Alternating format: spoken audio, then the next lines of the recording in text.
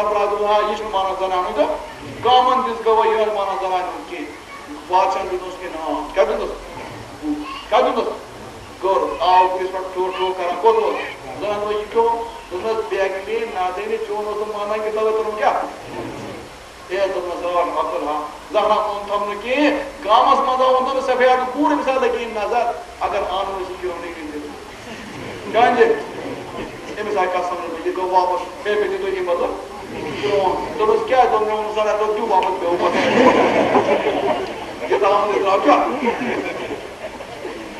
تو بہرحال مسئلہ یہاں نہیں کہ مرزنان ون نہیں مس ریش کاس جب تلس کرتن کا مرد مجھے زنان میں اندر کاس مس آئین سا یوتا تمس اہمیت سے آپ کت مسئلہ یوتش کمی لٹ میں میڈم آپ کا آج میڈم تھی کران مطالعہ آج میڈم تھی پڑھا آپ کچھ رکا آج وہ نہیں کیا جائے ٹھیک اے میں سونے اعلان کرے فتوہ دیتو ایسا کو ہی پی کاٹا ہے کیا دلیل میں مسلم شریف اس طریقہ کام اے لجکے مسلم بلائیں تجھے پتہ امام مسلم کو سو تجھے پتہ امام مسلم رحمت اللہ علیہ کو سو امام روایت کرے تعلق روایت از ماچن نکیت ازواج مطہرات آس حضرت نبی پاک نے کہا ہے مس تڑان یوت تم روز کن پھیزن تے روزان یہ مس کن پھیزن تے روزان مس یہ کن پھیزن تے کیا نام تھا ابی بھائی ابی وہ کیا دلیل مسلم ازواج تو کیا بنا یہ وہی صبح یہ زنان وہی اور آواز زنان خدا نے مجھے فون کیا کیا بنا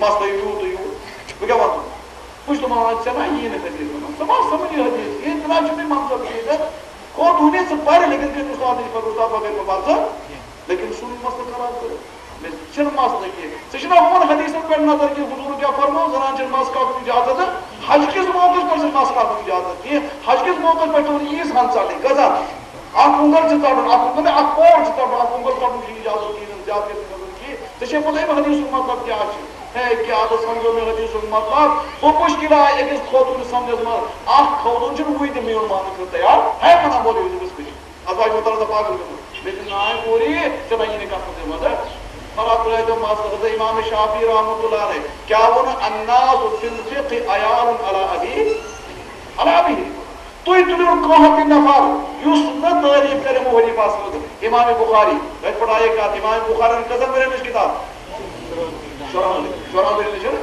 اور کس غسل کرے 7 سال کم از کم اور 14 سال رکھنے دور دو آئی امام بخاری چپانی بخاری پر سنخا اور ایسے چپا کیا کر امام بخاری اللہ تعالیٰ کے نس کروٹ کرو جنت سو سے جگہ تھیس مقام کیا ہے تھیس مقام ہے لیکن امام بخاری چھ سر خود زیادہ فخر تلو محمد حدیث گزر تمہیں جیس آفنان حدیث کے زبان سلاسیات تمہیں جیس بنا سلاسیات مطلب گو حدیث یاد حدیث ماز امام بخاری حضور استید واتا 3 نفر کس نفر امام بخاری استاد اور تمہیں حضرت نبی کا اشفاق کاشد تو امام بخاری تکیز حدیث میں آپ اصطلاح ایسے یس ییتا مذباگ راوی کم آسن چلنی ہی نفر ییتا کم آسن سو حدیث آج کسی سو حدیث آج کسی تو یہ وہ انتو مسئلہ آخ مسئلہ منترہ بیت آخ مسئلہ کا بہت یہ تو یہ اصول تو یاد چلنی مز ییتا نفر کم آسن جو تی آج حدیث یہ اصول حدیث تائش کا بہت آج پہلے چلیے یہ اصول حدیث تائش کا بہت ییتا چلنی نفر کم آسن حدیث ایمان حضر ابو حنیفہ زائے شیف ہی گئے اور امام بخاری زائے اقدر سنہ متصد اقدر سنہ مت بتا دو اقدر 194 اقدر امام ابو حنیفہ سے پت کج ہوئے زائے اقدر 12 کزا وہ یہ تو یہ حضرت امام ابو حنیفہ رحمت اللہ علیہ حضور سے پر چنل رلاوہ اور امام بخاری پر چنل رلاوہ نفر کاسم زیادہ یہ در کا خاصی زیادہ بخاری سے زیادہ نفع ٹھیک ہے یہ آخر تو نہ مت وہ کیا چاہیے تو وہ ان تو میور اصول یا سے چل ہی نفر زیادہ آسان سکیا ایمان مضبوط اور رکیا ایمان کیا مانا صحیح نہیں اس مضبوط ماننا پوچھا ابو حنیفہ سے حدیث زیادہ مضبوط کہ امام بخاری سے خبر کہتے ہیں بولے بیاکھ مثال عام طور پر اکھ اشکال دینا اکھ اشکال سے دینا اشکال سے یہاں ایسے پڑھا حدیث شریف ایسے پڑھا کیا حدیث میں لکھت یہ حدیث ہے ضعیف اور ابو حنیفہ جب عمل کرا ابو حنیفہ پڑھا مالا وہ کیا بنا عام ہے ابو حنیفہ حدیث سارے ضعیف یا دے دیں چوتا میں کیا چاہیے پوچھ بنا یہ انسان پریشان اخلاص اس برابر کوئی نیت کرو یہ وچان بچور انسان یہ مطالعہ کرو اور مطالعہ کران یہ وچان حدیث ضعیف اور ابو حنیفہ سنا تھوڑا خبر گیا نہیں کا سوال اب سوال جو تھوڑا بچہ اگر جلد جلد ٹائم پہ پکڑا تھوڑا زیادہ بکرا جلد جلد جلد کوشش کیا یہ حدیث ضعیف اور آپ پر عمل کیوں سو حضرت امام ابو عام انسان کیا ہو وقت لینا سا ارے عام اور کیا کہتے وقت لے دیں یہ ابو حنیفہ کیا ضعیف پر عمل کریں جب آپ جواب کرو آپ کیا سوال کرو کھڑا سوال کو کھڑا کرا حضرت امام ترمذی رحمۃ اللہ علیہ حضرت امام ترمذی رحمۃ اللہ علیہ سے زامت زہد پت زاد ہجری پت امام ترمذی زامت زاد ہجری امام ترمذی رحمۃ اللہ علیہ سے پڑھی ترمذی میں بار بار لکھا یہ حدیث ضعیف اور آپ کا صحابہ سمجھ کون ہے میں کا سمجھنے کی کوشش امام ترمذی بار بار لکھا یہ حدیث اور آپ کا کون ہے ابو حنیفہ رضی اللہ عنہ یہ دیکھو اشکال کا بیٹھا صحابہ کا عمل کرا دے صحابہ سے عمل کرا کر گوڑا مہم تو مسئلہ زکا صحابہ سب کرنا ضعیف اس پڑا کرنا اور دویم کا یہاں کہ صحابہ سے زمان میں ایسا ضعیف ہے صحابہ سے زمان میں ضعیف ہے ایسا نوکر صحابہ سب ضعیف اس پڑا عمل اور نوش تم حدیث ہے وہ تو تیرے کو امام ترمذی غلط تب کیوں غلط بولے اچھا امام ترمذی امام اور الزام لگا دے امام ترمذی رو امام ترمذی کی امام ترمذی رو امام ترمذی دے اور امام ترمذی لکھان جی بار بار لکھان یہ حدیث ضعیف اپنے اب صاحب سے بولو وہ دی کا وہ مسئلہ ہے کہ تو مسئلہ ہے پوچھو یہ تو ابو حنیفہ حدیث ضعیف بڑا ہوگا ہر بھی کر ضعیف حدیث بڑا وہ جو کیا چاہتا مشال کوئی مثال سمجھا دی کہ اصطلاح کے مصنف محمد کی یا جائے گراؤنڈ نا کاجب سٹیج پر تو نا نازنو ادھر آپ نے یہ نیران نا آپ نیران لے بنیا شد آب صاف آب پکان نیمتی جاؤ نیمتی جاؤ نیمتی جاؤ نیمتی جاؤ نیمتی جاؤ یہ جو ہر جائے وہ یہ جائے تو کراچی شوٹنگ کرائی ہوتے ہوئے ہاں آج تجھ کی کیمتی نفر کئی دسن ناگ مندر ناگ مندر کئی یوتی ناگ مندر کئی در دیس آبس کیا گو پلو کیا ہوتا آبس گدلا یہ پانی گدلا ہو پلو یوزن ام پتا تریش چاہیے سکیا بھائی یہ پلو تریش چاہیے یہ ٹھیک یہ من میں چاہیے پلو تریش صحیح ہونا غلط کرنے یہ منین یہ سچ پلو تریش میں چاہیے پلو تریش یہ سب منی ہمو تے سچ پلو تریش یہ غلط یہ کیا ہونا حق یہ من میں سچ پلو تریش میں چھ یہ حق یہ کیا نمبر ٹیچر بن یہ کہ کہا سے یہ من میں چھ پلو تریش میں نے شسن تو پلو تریش یہ مارو نہیں سے تکیا یہ پوز پوز چاہیے کھلو تریش پوز پوز پوز کھلو تریش لیکن یہ ہے کہ میں ونیت نم تیز ریش کھلو تریش خبر کیا گا ایسی مثال میں گوشتو توی حدیث نے آرام مدد کے نبی پاک اچھا آٹھ بیاک جوٹ ہونے اس لگا کرتا میں اگر وہ پڑے سنت بولنا تو میں کبھا حضور سے کس واسطہ چھے تو ایدی لائک پتا دلیل کیا چاہتا کرتا اچھے ٹائم کس کا یہ پوش نفر پکا تو چھو چنل کیا چھو دے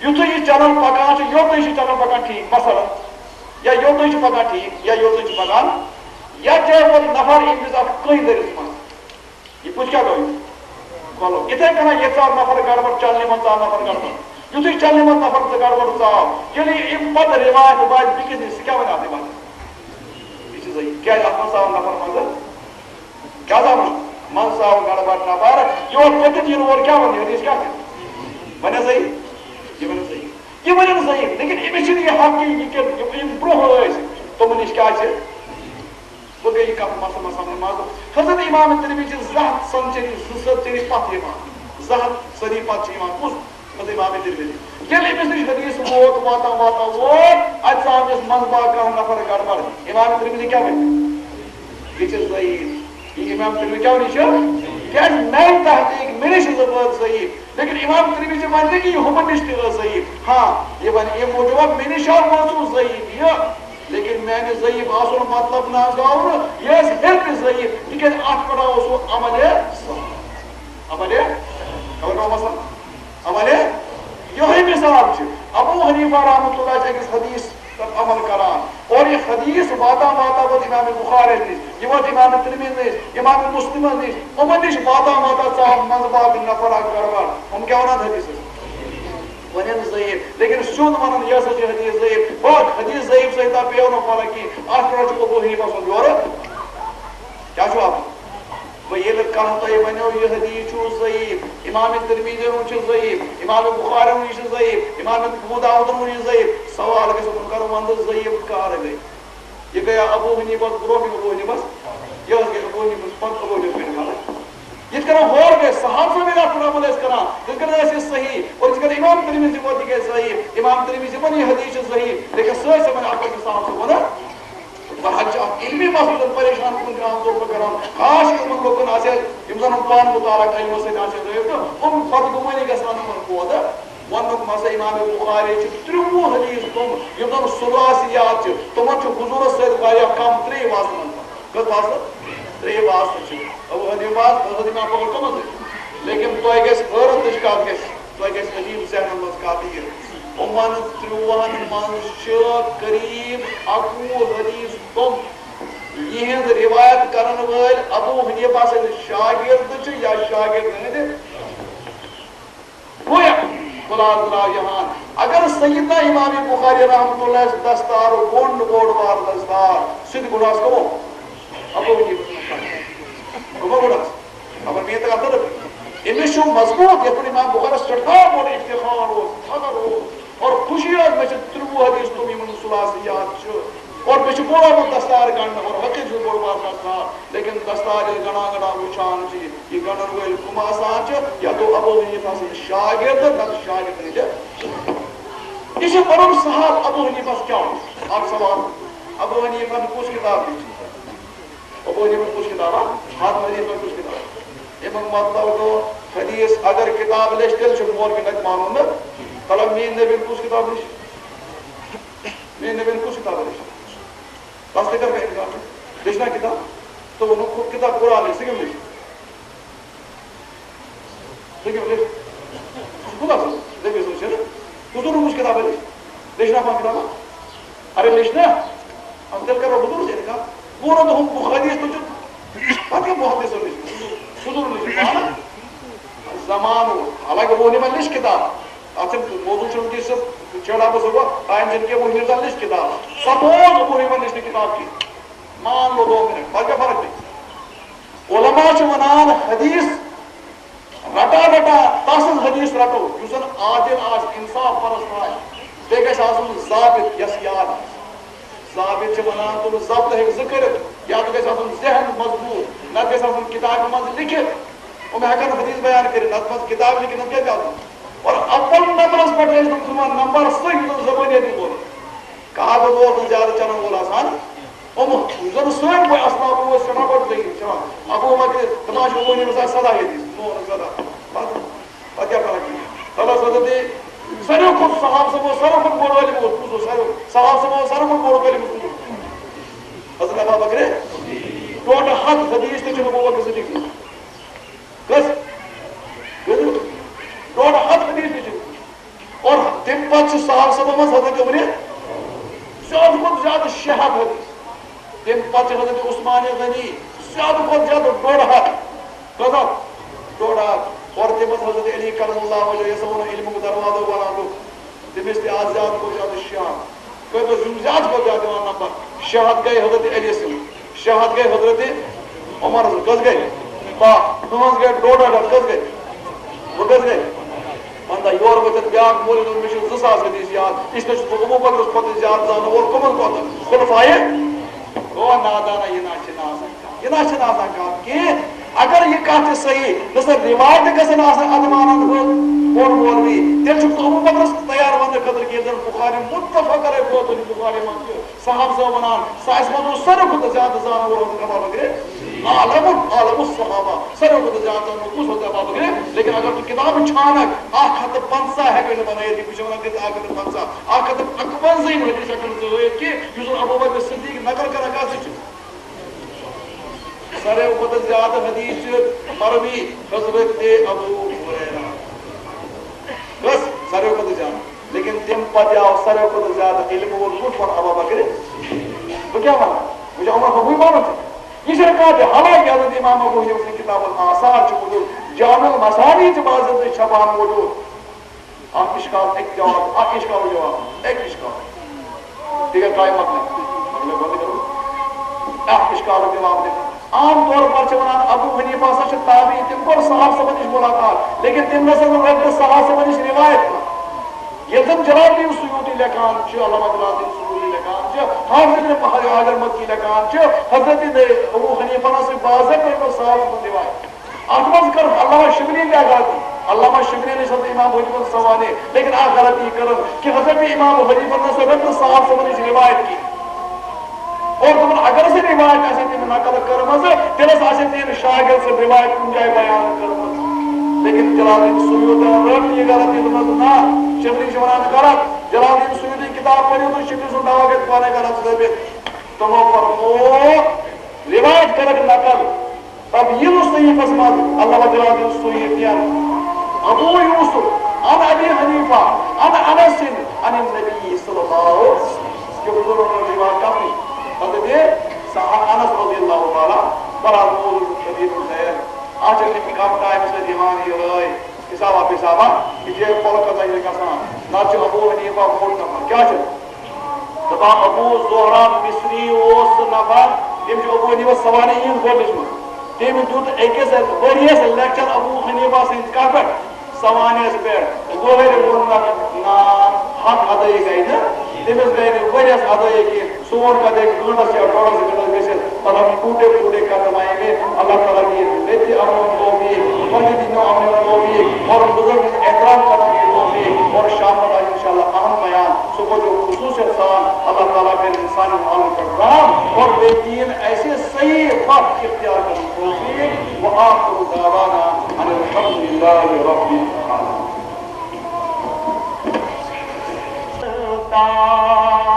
کل بھی تھا اور آج بھی ہے قال الله تبارك وتعالى اليوم أكملت لكم دينكم وأتممت عليكم نعمتي ورضيت لكم الإسلام دينا وقال النبي صلى الله عليه وسلم من اجتهد وأصاب فله أجران ومن اجتهد وأخطأ فله أجر واحد أو كما قال عليه الصلاة والتسليم وقال النبي صلى الله عليه وسلم لو كان الإيمان بالثريا لناله رجل من أهل فارس أو كما قال عليه الصلاة والتسليم صدق الله مولانا العظيم وصدق رسوله النبي الكريم ونحن على ذلك من الشاهدين والشاكرين الحمد لله رب العالمين يا رب صل وسلم دائما أبدا على حبيبك خير الخلق كلهم مولاي صل وسلم دائما أبدا على حبيبك خير الخلق كلهم سلام على خير الأنام وسيدي حبيب إله العالمين محمد بشير النذير هاشمي مكرم عطوف الرؤوف من يسمى بأحمد فيا رب صل وسلم دائما أبدا على حبيبك خير الخلق كلهم وأحسن منك لم تر قط عيني وأجمل منك لم تلد النساء خلق مبرأ من كل عيب كأنما خلقت كما تشاء فيا رب صل وسلم دائما أبدا على حبيبك خير الخلق كلهم محترم حضرات علماء کرام اور میرے محترم بزرگوں اور دوستوں اور نوجوان ساتھیوں، یہ کائنات خود نہیں بنی، اس کو بنانے والا وہ اللہ ہے کہ جو اکیلا ہے، اس کو کسی کی مدد کی ضرورت ہے۔ کس قسم کا مکان بننا ہے، کون سی چیز کس طرف رکھی جائے گی، کیونکہ وہ اس کا مکان کا مالک ہے۔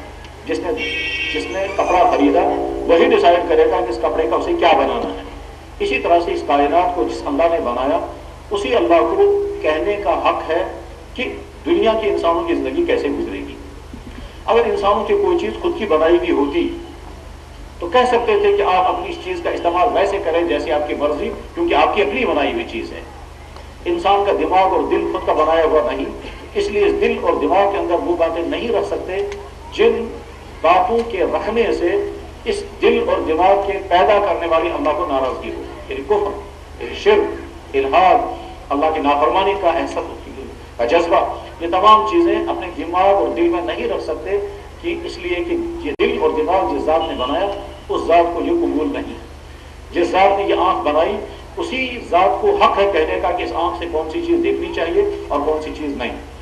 جس کائنات، جس اللہ نے یہ جسم بنایا اسی اللہ کو یہ حق ہے کہنے کا اس جسم کے لیے کون سی چیز مفید اور اس جسم کے لیے کون سی چیز مضر، تمہیں کون سا کام کرنا چاہیے اور کون سا کام نہیں کرنا چاہیے۔ الا لہ الخلق والامر، اچھی طرح سے ذہن میں رکھو، جس نے اس کائنات کو بنایا اسی کو کہنے کا حق ہے کہ اس کائنات کی کون سی چیز تمہارے لیے جائز ہے، کون سی ناجائز ہے، کون سی چیز تمہیں استعمال کرنی اور کس طرح سے کرنی ہے۔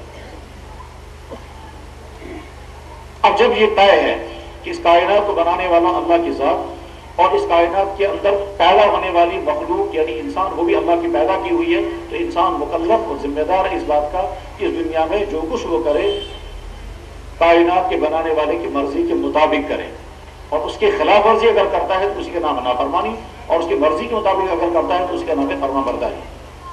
اس کی مرضی کے مطابق زندگی گزارنے کا نام ہدایت اور اس کی مرضی کے خلاف زندگی گزارنے کا نام گمراہی۔ اب سوال یہ ہے کہ انسانوں کو کیسے معلوم ہوگا کہ اس کائنات کے بنانے والے اس اللہ جس کے ساتھ ہمارا براہ راست کوئی کانٹیکٹ نہیں، جس سے ہماری براہ راست ملاقات نہیں ہو سکتی، جس سے ہم بات نہیں کر سکتے، جس کی آواز ہم سن نہیں سکتے، اس کا میسیج ہم براہ راست لے نہیں سکتے، اپنی بات وہاں پہنچا نہیں سکتے براہ راست، تو ہمیں کیسے معلوم ہوگا کہ ہمیں دنیا میں کیا کرنا ہے اور کیا نہیں کرنا ہے، کون سی چیز ہمارے لیے کرنے کی ہے اور کون سی چیز کرنے کی نہیں ہے۔ انسان کے سامنے دو عورتیں آئیں گی، ایک عورت اس کی بہن ہے اور ایک عورت اس کی بیوی ہے، دونوں کے ساتھ اس کو سلوک کیسے کرنا ہے؟ اللہ کی مرضی کے مطابق، اور اللہ کی مرضی کیسے معلوم ہو جائے گی؟ ہمارے گھر میں دو قسم کے جانور ہیں، دونوں کی چار ٹانگیں ہیں، دونوں گھروں میں رہتے ہیں، ایک کا نام ہے کتا اور ایک کا نام ہے بکری، دونوں کے ساتھ کیا سلوک ہمیں کرنا ہے کہ ویسے سلوک کرو جیسے ان دونوں جانوروں کے پیدا کرنے والے اللہ نے فرمایا، پر وہ کیسے معلوم ہوگا؟ اس کے لیے اللہ نے نظام بنایا، نبیوں کو بھیجا، وہ یہ بتائیں گے کہ اس دنیا میں زندگی کیسے گزارنی ہے۔ نبیوں کے 3 بڑے بڑے کام ہوا کرتے تھے۔ پہلا کام اللہ کا تعارف کرانا انسانوں کو کہ وہ اللہ کیسا ہے، کیا چاہتا ہے، کن باتوں سے ناراض ہوگا، اس کی مرضی کیا ہے، اس نے یہ کائنات کیوں بنائی۔ اور دوسرا کام نبیوں کا ہوتا تھا اس دنیا کے بعد والی زندگی، وہ زندگی ہے تو کیسی، اور اس کے بعد اس زندگی میں کیا کیا ہوگا، وہ ساری زندگی کا تعارف نبیوں کے ذریعے سے انسانوں کو ملتا ہے۔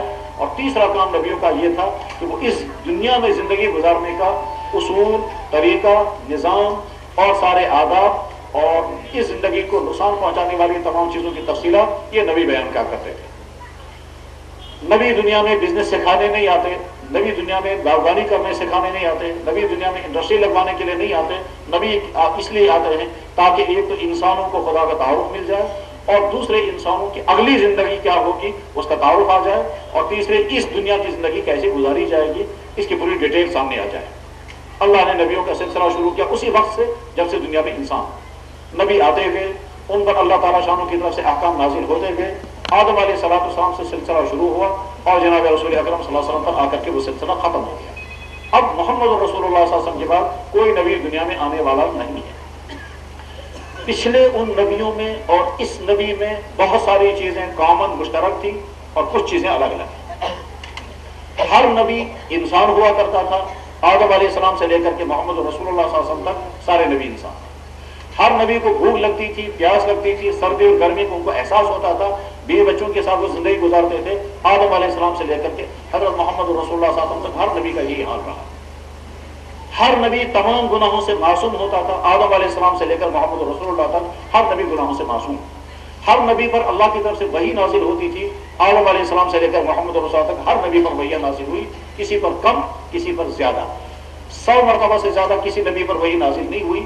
یہ تو صرف محمد رسول اللہ صلی اللہ علیہ وسلم کا امتیاز ہے کہ ان پر 23 سال کے عرصے میں 24,000 مرتبہ وحی نازل ہوئی ہے۔ اس کے علاوہ باقی کسی نبی پر اتنی وحیاں نازل نہیں ہوئی ہیں کسی نبی پر ساری زندگی میں صرف 10 مرتبہ وحی نازل ہوئی، کسی نبی پر ساری زندگی میں مشکل سے 50 مرتبہ وحی نازل ہوئی، 100 سے زیادہ مرتبہ کسی نبی پر وحی نازل نہیں ہوئی ہے۔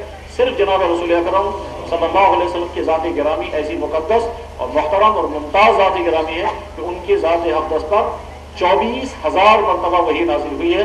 یہ بات لکھی ہوئی ہے، ایک کتاب کا نام ہے نصر الباری، وہ بخاری شریف کی اردو شرح ہے، اس میں یہ بات لکھی ہوئی ہے کہ 24,000 مرتبہ محمد رسول اللہ صلی اللہ علیہ وسلم پر وحی نازل ہوئی۔ بہرحال ہر نبی پر وحی نازل ہوئی، حضور پر بھی وحی نازل ہوئی۔ وحی نازل ہونے میں کامن ہے، یکساں ہے۔ ہر نبی ہدایت والا ہوتا تھا، آدم علیہ السلام سے لے کر جناب رسول اکرم صلی اللہ علیہ وسلم تک تمام نبی ہدایت والے ہوتے تھے۔ ہر نبی اپنی قوم کے لیے آتا تھا اور اس قوم کے لیے ہدایت وہی ہوتا تھا جو وہ نبی کہے گا، اس نبی کے کہنے کے علاوہ ان کے لیے ہدایت کا کوئی دوسرا راستہ نہیں۔ ان تمام چیزوں میں تو تمام انبیاء مساوی ہیں، ایک ہی درجے کے ہیں، لیکن اس کے ساتھ ایک دوسرا چیپٹر ہے، وہ یہ کہ جناب رسول اکرم صلی اللہ علیہ وسلم دیگر تمام نبیوں سے بہت زیادہ ممتاز ہیں۔ ان امتیازات میں سے ایک امتیاز یہ ہے کہ ہر نبی کی نبوت کسی ایک علاقے کے لیے اور ایک قوم کے لیے ہوا کرتی تھی، لیکن محمد رسول اللہ صلی اللہ علیہ وسلم کی نبوت نہ کسی ایک علاقے کے لیے، نہ کسی ایک قوم کے لیے، بلکہ سارے عالم کے لیے۔ کسی نبی کو اللہ نے پورے عالم کے لیے نہیں بھیجا، صرف محمد رسول اللہ صلی اللہ علیہ وسلم کو پورے عالم کے لیے بھیجا۔ کسی نبی کے بارے میں اللہ نے اعلان نہیں کیا کہ قیامت تک کے لیے تمام دنیا کے انسانوں کی ہدایت کسی کے ذریعے تمہیں ملے گی، صرف محمد رسول اللہ صلی اللہ علیہ وسلم کے ذریعے سے اعلان ہوا کہ اب دنیا کے انسانوں کے لیے ہدایت کسی نبی کے ذریعے سے۔ کسی نبی کو اللہ نے یہ نہیں کہا تم خود اعلان کرو میں تمام دنیا کے انسانوں کے لیے نبی بن کر آیا ہوں، صرف محمد رسول اللہ صلی اللہ علیہ وسلم کو اللہ نے حکم دیا آپ خود اعلان کرو۔ چنانچہ اللہ کے نبی محمد رسول اللہ صلی اللہ علیہ وسلم نے جو اعلان کیا وہ اعلان کہیں قرآن میں آیا اور کہیں حدیثوں میں آیا۔ قرآن میں اعلان آیا، آیتیں اللہ نے وحی سے بھیجی، آپ ان ورڈز میں اعلان کریں، ان لفظوں میں آپ کہیں، قل یا ایھا الناس انی رسول اللہ الیکم جمیعا، آپ کہیے اے دنیا کے انسانوں میں تمام دنیا کے انسانوں کے لیے نبی بن کر کے آیا۔ وما ارسلناک الا رحمۃ للعالمین وما ارسلناک الا کافۃ للناس بالحق بشیرا ونذیرا، کافۃ للناس کوئی نبی نہیں آیا، صرف محمد رسول اللہ صلی اللہ علیہ وسلم۔ یہ امتیاز ہے حضور نبی، اس لیے ہر نبی خاتم النبیین کوئی نہیں، خاتم النبیین ایک ہی ہے، وہ ہے محمد رسول اللہ۔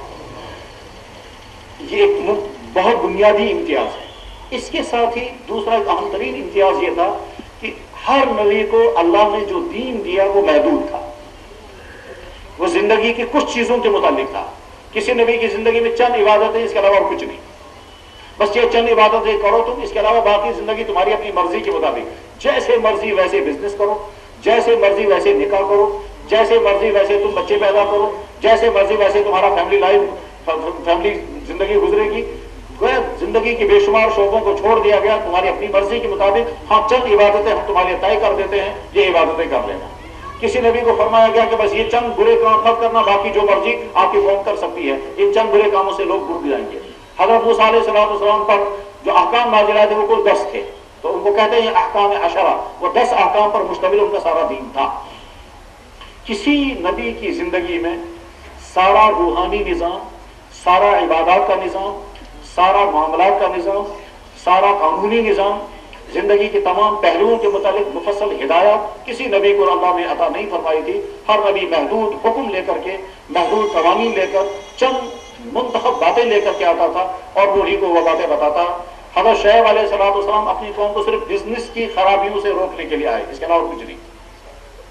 وہ ان کو عبادات کیا سکھاتے تھے اس کی کوئی ڈیٹیل نہیں، ان کے اخلاق کیا بناتے تھے اس کی کوئی ڈیٹیل نہیں، وہ معاملات کیسے چلاتے تھے اس کی کوئی ڈیٹیل نہیں۔ بس اتنا تھا، ایک قوم تم لوگ بزنس کرتے ہو، ناپ تول میں کمی کرتے ہو، اس کو ٹھیک کرو۔ بس ناپ تول کی کمی کی خرابی دور کرنے کے لیے اللہ نے نبی بھیجا، اس قوم کے اندر وہی خرابی تھی۔ لوط علیہ السلام کی قوم کے اندر ایک خرابی تھی جس خرابی کو آج کے زمانے میں ہم جنس پرستی یا ہوموسیکسولیٹی کہتے ہیں، وہ خرابی قوم لوط کے اندر تھی۔ لوط علیہ السلام کا ایک ہی ڈیوٹی تھی، اس قوم کے اندر سے یہ خرابی دور کرو۔ باقی ان کی عبادات کیا تھی، ان کے معاملات کیا تھے، ان کا نکاحوں کا سسٹم کیا تھا، ان کا بزنس سسٹم کیا تھا، ان کا زراعت کا نظام کیا تھا، اس کے بارے میں نہ نبی کو بیان کرتا تھا اور نہ ان کی ضرورت تھی، بس ان کا ایک ہی حکم تھا۔ گویا ہر نبی جو دنیا میں آتا تھا وہ محدود احکام لے کر آتا تھا، لیکن محمد رسول اللہ صلی اللہ علیہ وسلم کو جب اللہ نے بھیجا تو ایک تو قیامت تک کے لیے بھیجا اور دوسرے زندگی کی تمام معاملات کے متعلق مفصل ہدایت دے کر بھیجا۔ تیسرا بہت بڑا امتیاز جو محمد رسول اللہ صلی اللہ علیہ وسلم کو اللہ نے عطا فرمایا وہ یہ کہ پچھلے نبیوں پر جو دین نازل ہوتا تھا وہ بھی اللہ کی طرف سے، وہ بھی اللہ ہی کے احکام ہوتے تھے، اور اس نبی پر جو دین نازل ہو وہ بھی اللہ ہی کی طرف سے، مگر پچھلے نبیوں کے اترے ہوئے دین کی حفاظت کا اللہ نے کوئی انتظام نہیں کیا۔ چنانچہ پچھلے نبیوں میں 3 کتابیں آئیں اور 100 کے قریب چھوٹے کتابچے آئے، ان چھوٹے کتابچوں کو صحیفے کہتے ہیں۔ چنانچہ خود جناب رسول اکرم صلی اللہ علیہ وسلم نے ارشاد فرمایا اللہ نے 4 کتابیں اور 100 صحیفے بھیجے ہیں، وہ 100 صحیفے 50 صحیفے ایک نبی پر، 30 صحیفے دوسرے نبی پر، 10 صحیفے کسی اور نبی پر، اور 10 صحیفے کسی اور نبی پر نازل ہوئے۔ حضرت موسیٰ علیہ السلام کو 10 صحیفے دیے گئے تھے اور تورات دی گئی تھی، حضرت عیسیٰ علیہ السلام کو انجیل دی گئی تھی، حضرت داؤد علیہ السلام کو زبور دی گئی، حضرت ادریس علیہ السلام پر 50 صحیفے نازل ہوئے، حضرت ابراہیم علیہ السلام کو 10 صحیفے دیے گئے، مان لیجیے 10 فائلیں یا 10 کتابچے یا 10 پمفلٹ، اور ان کے اندر احکام تھے۔ وہ 10 صحیفے اللہ ہی کی طرف سے بھیجے ہوئے تھے، لیکن دنیا میں ان صحیفوں کا کہیں وجود نہیں ہے، وہ ہیں کہاں، وہ کہاں چلے گئے؟ اور جو کتابیں اللہ نے بھیجی تھی تورات اور انجیل اور زبور، وہ بھی اللہ ہی کی بھیجی ہوئی کتابیں تھیں، مگر وہ کتابیں میں محفوظ نہیں رہ سکی۔ جب وہ اللہ کی کتابیں تھیں تو ان کو حفاظت کا انتظام اللہ کی طرف سے کیوں نہیں ہوا؟ جواب اس کا یہ ہے کہ وہ کتابیں وقتی تھی، کچھ ہی عرصے کے لیے تھی، تبھی تک تھی جب تک بڑا والا نبی نہیں آئے گا۔ جب بڑا والا نبی آئے گا ان کتابوں کی کوئی ضرورت نہیں رہے گی، اس لیے اگر ان کتابوں میں خرد برد ہوا تو اللہ کو کوئی پرواہ اس کی نہیں ہے۔ چنانچہ ان نبیوں پر اتری ہوئی چھوٹی یا بڑی کتابیں، ان نبیوں پر اترے ہوئے صحائف یا کتابیں محفوظ نہیں رہ سکی، لیکن اس کے مقابلے میں محمد رسول اللہ صلی اللہ علیہ وسلم پر نازل ہونے والا قرآن جوں کا توں محفوظ، کہیں کوئی تبدیلی نہیں، کہیں کوئی خرد برد نہیں، کہیں کوئی حذف و اضافہ نہیں، ہرگز نہیں۔ پر جن لفظوں کے ساتھ، جن زیر زبروں کے ساتھ، جن آوازوں کے ساتھ اس وقت وہ قرآن نازل ہوا تھا جب جبریل لے کر کے آئے تھے، ٹھیک انہی لفظوں کے ساتھ آج تک وہ قرآن موجود ہے اور ساری دنیا میں موجود ہے اور قیامت تک رہے گا۔ آج اگر یہودی کہیں گے ہمارے پاس تورات ہے تو جواب آئے گا اوریجنل ہے، ڈپلیکیٹ تورات۔ آج اگر عیسائی کہیں گے ہمارے پاس انجیل ہے، جواب آئے گا ڈپلیکیٹ انجیل ہے، اوریجنل نہیں ہے۔ اگر کوئی طبقہ یہ کہے گا ہمارے پاس زبور خدا کی کتاب ہے، جواب آئے گا وہ والی زبور نہیں ہے جو زبور اللہ نے حضرت داؤد علیہ السلام پر نازل فرمائی تھی، آج والی زبور ڈپلیکیٹ زبور ہے۔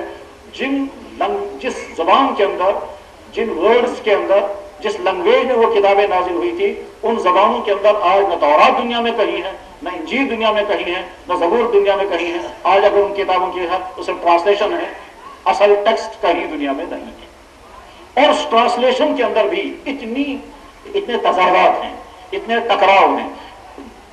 50 سال پہلے کی بائبل کچھ اور بتاتی ہے، 100 سال کی پہلے کی بائبل کچھ اور بتاتی ہے، اور ایک ملک کی بائبل میں کچھ اور ورڈز ہیں، دوسرے ملک کی بائبل میں کچھ اور ورڈز ہیں، یہ اس کے ساتھ ٹکراتی ہے، یہ اس کے ساتھ ٹکراتی ہے، اس لیے کہ انسانوں کے ہاتھوں میں جب آ گئی تو جس انسان نے جیسا چاہا اس میں کبھی زیادتی کر دی۔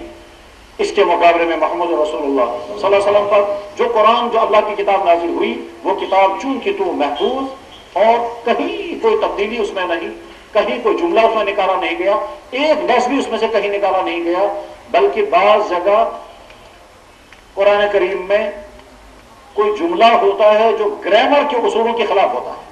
گرامر کا تقاضا یہ ہے کہ لفظ ایسے ہونا چاہیے، لیکن قرآن کا لفظ گرامر کے فارمولے سے ہٹ کر ہوتا ہے۔ تقاضا یہ ہوتا ہے گرامر کا لفظ کو چینج کر دو اور ٹھیک کر دو اس کو، مگر ٹھیک نہیں کر سکتے کیونکہ اللہ کا بھیجا ہوا ہے، یہ ایسا ہی رہے گا۔ انسانوں کا بنا ہوا گرامر انسانوں کو مبارک، اللہ کی کتاب ایسی رہے گی، اس میں کوئی تبدیلی نہیں ہو سکتی۔ گویا پچھلے نبیوں پر بھی کتابیں نازل ہوئی مگر وہ محفوظ نہیں، اور محمد رسول اللہ صلی اللہ علیہ وسلم پر کتاب نازل ہوئی وہ جو کہ تو محفوظ ہے۔ اور بڑے اطمینان کے ساتھ ہم یہ کہہ سکتے ہیں اے دنیا کے انسانوں، تمہارے پاس اگر کتابیں ہیں وہ اوریجنل نہیں ہیں، اور ہمارے پاس جو کتاب ہے وہ ٹھیک وہی کتاب ہے جو اللہ نے بھیجی تھی۔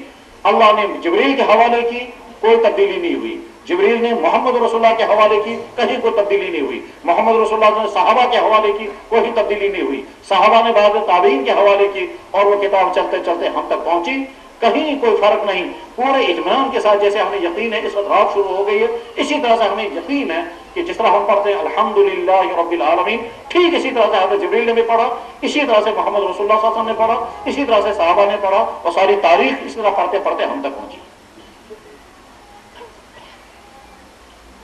یہ امتیاز اللہ نے محمد رسول اللہ کو عطا کیا کہ آپ پر جو کتاب اتاری جائے گی وہ کتاب ہمیشہ کے لیے رہے گی۔ चौथा एक अजीब इम्तियाज अल्लाह ने यह अदा किया, उन नबियों की जुबान भी जुबान हक और उन नबियों की जुबान से निकलने वाला जुमला भी हिदायत वाला जुमला। लेकिन उन तमाम जुमलों को, उन तमाम वर्ड्स को, उन तमाम इरशादात को जो नबी की जुबान से जाहिर हुए हैं, दुनिया में कहीं महफूज नहीं रखा जा सका। चुनांचे कोई यहूदी नहीं कह सकता कि हजरत मूसा अलैहिस्सलाम की एक बात हमारे पास रिकॉर्ड में महफूज है, वर्ड्स नहीं है, कम से कम मीनिंग जरूर है, लेकिन ना वर्ड्स है ना मीनिंग है। ईसाई नहीं कह सकते हैं कि हजरत ईसा अलैहिस्सलाम की कोई एक बात हमारे पास वर्ड्स के साथ, ये वर्ड्स के साथ है, कम से कम मीनिंग के साथ ही महफूज है, न वर्ड के साथ है, न मीनिंग के साथ है, यानी न रिवायत बिल लफ्ज है, न रिवायत बिल माना है। हदीस में इसको टर्म को कहते हैं, न उन्हीं अल्फाज के साथ उनके पास कोई जुमला मौजूद है और न उन अल्फाज के बाद उनके तर्जमे के साथ वो अल्फाज उनके मौजूद नहीं है।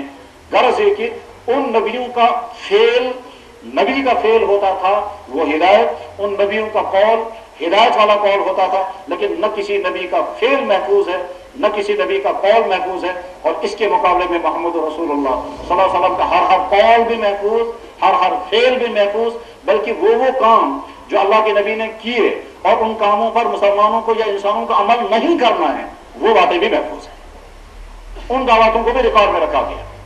और हदीसों में जब हम पढ़ते हैं या पढ़ाते हैं तो उसमें बहुत सारी हदीसें ऐसी गुजरती हैं जिन हदीसों पर बिल्कुल अमल नहीं करना होता।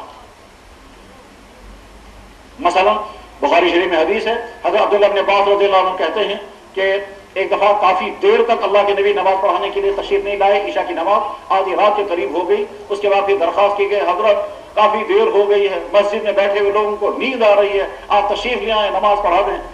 हज़रत उमर इब्न खत्ताब हिम्मत कर गए, वरना और तो किसी को हिम्मत भी नहीं हो पा रही थी कि जाकर दरखास्त करें। तो चनाचे वो दरवाजे के नजदीक जाकर के कहते, या रसूलल्लाह नामत निसा व सिबियान, या रसूलल्लाह मस्जिद में बैठे हुए लोगों को बहुत नींद आ रही है, आधी रात के करीब हो रही है। बुखारी में एक जगह है इबहार अल-लैल, जब रात आधी रात के करीब हो चुकी थी तब ये हिम्मत की हज़रत उमर इब्न खत्ताब ने। तो जनाब रसूल अकरम सल्लल्लाहु अलैहि वसल्लम अपने हुजरे मुबारक से जब अंदर मस्जिद में तशरीफ लाए, तो आप अंदर जब तशरीफ लाए तो आप उसी वक्त ताज़ा ताज़ा वुज़ू करके या ताज़ा ताज़ा गुस्ल करके सर मुबारक धो करके मस्जिद में तशरीफ लाए, तो आपकी जुल्फ़ें लटकी हुई थी, तो आपने ऐसे ही किया। ये जो ऐसे आपने किया, अब्दुल्लाह इब्न अब्बास कहते हैं मैं देख रहा था अल्लाह के नबी वहां से निकले और आपने ऐसे ही किया। फिर अब्दुल्लाह इब्न अब्बास कहते हैं हुजूर का अंगूठा हुजूर के पेशानी से गुजरते हुए हुजूर के कान के ऊपर से गुजर गया। ये बात क्यों नकल हो रही है? क्या आज हमारे इमामों को मस्जिद में ऐसे दाखिल होना है कि वो भी यूं करेंगे? क्या नहीं, इस पर तो अमल नहीं करना है, मगर सहाबी को नकल करता है और आगे तमाम लोग नकल करते रहेंगे। जनाब हज़रत अब्दुल्लाह इब्न उमर रज़ियल्लाहु अन्हु बयान करते हैं, बुखारी में हदीस है, अब्दुल्लाह इब्न उमर रज़ियल्लाहु अन्हु बयान करते हैं कि हम खाने काबा में बैठे हुए थे, अल्लाह के नबी अलैहिस्सलाम को हमने देखा, आप लेट गए और लेटने के बाद टांग के ऊपर टांग ऐसे रखी, और अब्दुल्लाह इब्न उमर करके दिखा रहे थे, ऐसे टांग के ऊपर टांग रखी थी अल्लाह के नबी अलैहिस्सलाम ने। क्या इसका मतलब ये है कि हम भी खाने काबा में जाएंगे और वहां लेट करके टांग के ऊपर टांग रखेंगे? क्या नहीं। तो जब इस पर अमल नहीं करना है तो फिर ये हदीस नकल क्यों हो रही है? जवाब ये है, हर हदीस नकल होना जरूरी है, क्योंकि वो मोहम्मद रसूलुल्लाह का फेल है, वो किसी दूसरे नबी का फेल नहीं। दूसरे अंबिया अलैहिस्सलाम के अफ़आल और उनके अक़वाल, उनके हरकात, उनके सकनात को रिकॉर्ड करने का अल्लाह ने कोई इंतजाम नहीं किया। सिर्फ मोहम्मद रसूलुल्लाह सल्लल्लाहु अलैहि वसल्लम के आपकी एक एक इरशाद को, आपकी एक एक हरकत को, आपके एक एक अमल को सारा रिकॉर्ड कर लिया गया ताकि उम्मत तक वो पहुंच सके। तो इम्तियाज जो मोहम्मद रसूलुल्लाह का वो ये है कि आपकी जिंदगी की तमाम चीजें रिकॉर्ड में आ गई, उसी को हम कहते हैं हदीस। अगर कोई ईसाई ये चाहे कि हम हज़रत ईसा अलैहिस्सलाम की किसी एक बात पर अमल करें, मगर वो बात मिल जानी चाहिए पहले उन्होंने ये बात कही है, कोई बात नहीं मिलती। लेकिन जब हम मुसलमान ये चाहेंगे कि हम ये मालूम करें हमारे नबी अलैहिस्सलाम ने किस चीज के बारे में क्या कहा है, तो कौन सी चीज के बारे में पूछना चाहते हैं, जिंदगी का कोई भी शोबा उठाइए, कपड़े पहनने हैं पूरी डिटेल मिलेगी, खाना खाना है पूरी डिटेल मिलेगी, पानी पीना है पूरी डिटेल मिलेगी, बिजनेस करना है उसकी पूरी डिटेल मिलेगी, निकाह शादियां करनी है उसकी पूरी डिटेल मिलेगी, झगड़े हो जाएंगे, लड़ाइयां हो जाएंगी, उसमें क्या करना है उसकी पूरी डिटेल मिलेगी, जंगें होंगी उसकी पूरी तफसीलात मिलेंगी, कौमों के साथ सुलह करनी है उसकी पूरी तफसील मिलेगी, बीमार हो जाएंगे इलाज कैसे करना है, तीमारदारी कैसे करनी है उसकी पूरी डिटेल में। जिंदगी का कोई अहम तरीन शोबा ऐसा नहीं है जिसके बारे में अल्लाह के नबी अलैहिस्सलाम खामोश रहे हों, ऐसा भी नहीं होगा। और ऐसा भी नहीं कि आपने कुछ बताया था मगर वो रिकॉर्ड में रह न सका, वो रिकॉर्ड में भी महफूज है। सवाल यह है कि जब दूसरे नबियों की जुबान से आया हुआ दीन अल्लाह का दीन था, उसको अल्लाह ने महफूज क्यों नहीं कराया? اور محمد رسول اللہ صلی اللہ علیہ وسلم کے ذریعے سے لایا ہوا دین اس کو سارے کو ریکارڈ کیوں کرایا؟ جواب ہے کہ ان کا دین وقتی اور عارضی اور کچھ دنوں کے لیے تھا، اور محمد رسول اللہ صلی اللہ علیہ وسلم کا دین دائمی اور قیامت تک کے لیے تھا، اس کو تو ریکارڈ کرنا ہی تھا۔ ٹھیک، تیسرا پانچواں جو اہم ترین امتیاز محمد رسول اللہ صلی اللہ علیہ وسلم کو اللہ نے عطا فرمایا وہ کیا کہ چونکہ یہ دین قیامت تک کے لیے ہے، اور قیامت تک کے لیے ہونے کے معنی یہ ہے کہ قیامت تک پیش آنے والے انسانوں کے تمام معاملات کے متعلق اس میں گائیڈنس موجود ہوگی۔ مگر ہم تو بے شمار چیزوں کو دیکھتے ہیں، نہ قرآن میں ان کا کہیں پتہ ہے، نہ حدیثوں میں ان کا کوئی پتہ ہے، اور ہمارے سامنے وہ صحیح چیز ہے اور اس کے بارے میں فیصلہ کرنا ہے کہ صاحب یہ حلال ہے یا حرام ہے، یہ جائز ہے یا ناجائز ہے، کر سکتے ہیں یا نہیں کر سکتے ہیں، ان چیزوں کے بارے میں کیسے فیصلہ کریں گے؟ ایک طرف سے دین قیامت تک کے لیے، دوسری طرف سے بے شمار معاملات وہ پیش آ رہے ہیں جن کے متعلق قرآن اور حدیث بالکل خاموش۔ کیوں اللہ تعالیٰ شان اس بارے میں آیت نازل نہیں کر سکتے تھے کہ یقیناً کر سکتے تھے؟ تو کیا اللہ کے نبی علیہ السلام اس بارے میں گائیڈنس نہیں کر سکتے تھے کہ یقیناً کر سکتے تھے؟ پھر کیوں نہیں کی؟ اس میں بھی کوئی مصلحت ہوگی، وہ خواہ نہیں ہوگا۔ جواب اس کا یہ ہے کہ وہ تمام انسانی معاملات جو آئندہ انسانوں کے سامنے آنے والے ہیں اور ابھی اس کی شکل بھی سامنے نہیں آئی ہے، ان تمام معاملات کے بارے میں اگر اللہ کے نبی اسی وقت بیان کر دیتے تو اس وقت کے تمام صحابہ کنفیوز ہو جاتے، یہ کیا چیز بیان ہو رہی ہے۔ اور اللہ تعالیٰ شانہ کا بھی اسلوب یہ ہے، اور محمد رسول اللہ صلی اللہ علیہ وسلم کا اسلوب یہ ہے کہ آپ مخاطبین کی رعایت کرتے ہوئے گفتگو کرتے تھے، زبان میں وہی استعمال کرتے تھے جس کو سننے والے سمجھ جائیں، وہ کنفیوز نہیں ہونے چاہیے۔ مثلا فرض کیجئے اللہ کے علم میں تھا کہ آئندہ طرح طرح کی سواریاں ہوں گی، اللہ کے نبی علیہ السلام کو بھی اللہ نے علم دیا ہوگا یا دے سکتا تھا کہ آئندہ قسم قسم کی سواریاں آ جائیں گی، قرآن نے اشارہ بھی دیا کہ آئندہ قسم قسم کی سواریاں آئیں گی، مگر ان سواریوں کی ڈیٹیل اگر بیان کرتے، جناب گاڑیاں ہوں گی، پھر وہ فاسٹ چلنے والی گاڑیاں ہوں گی، پھر ٹرینیں ہوں گی، پھر ہوائی جہاز ہوں گے، تو سب لوگ حیران ہو کر کہتے جناب یہ گاڑی کیسے چلے گی، وہ سڑک میں کیسے دوڑے گی، وہ جانور ہوگا یا جانور کے علاوہ کچھ اور ہوگا؟ تو وہ تمام صحابہ بھی کنفیوز ہو جاتے، اور جو دشمن تھے وہ تو ویسے ہی پیچھے پڑے رہتے تھے، طرح طرح کے اعتراضات کرتے تھے، وہ اس کو تو ایسی اعتراض کی چیز بنا دیتے کہ الگا صاحب کہہ رہے ہیں کہ انسان ہوا میں اڑنے لگے گا، اور کہہ رہے ہیں ہوا انسان پورا ایک مکان جو ہے وہ ہوا میں اڑے گا اور اس میں ہزاروں لوگ بیٹھے ہوئے اڑ رہے ہوں گے، دیکھو جی کیا کہہ رہے ہیں۔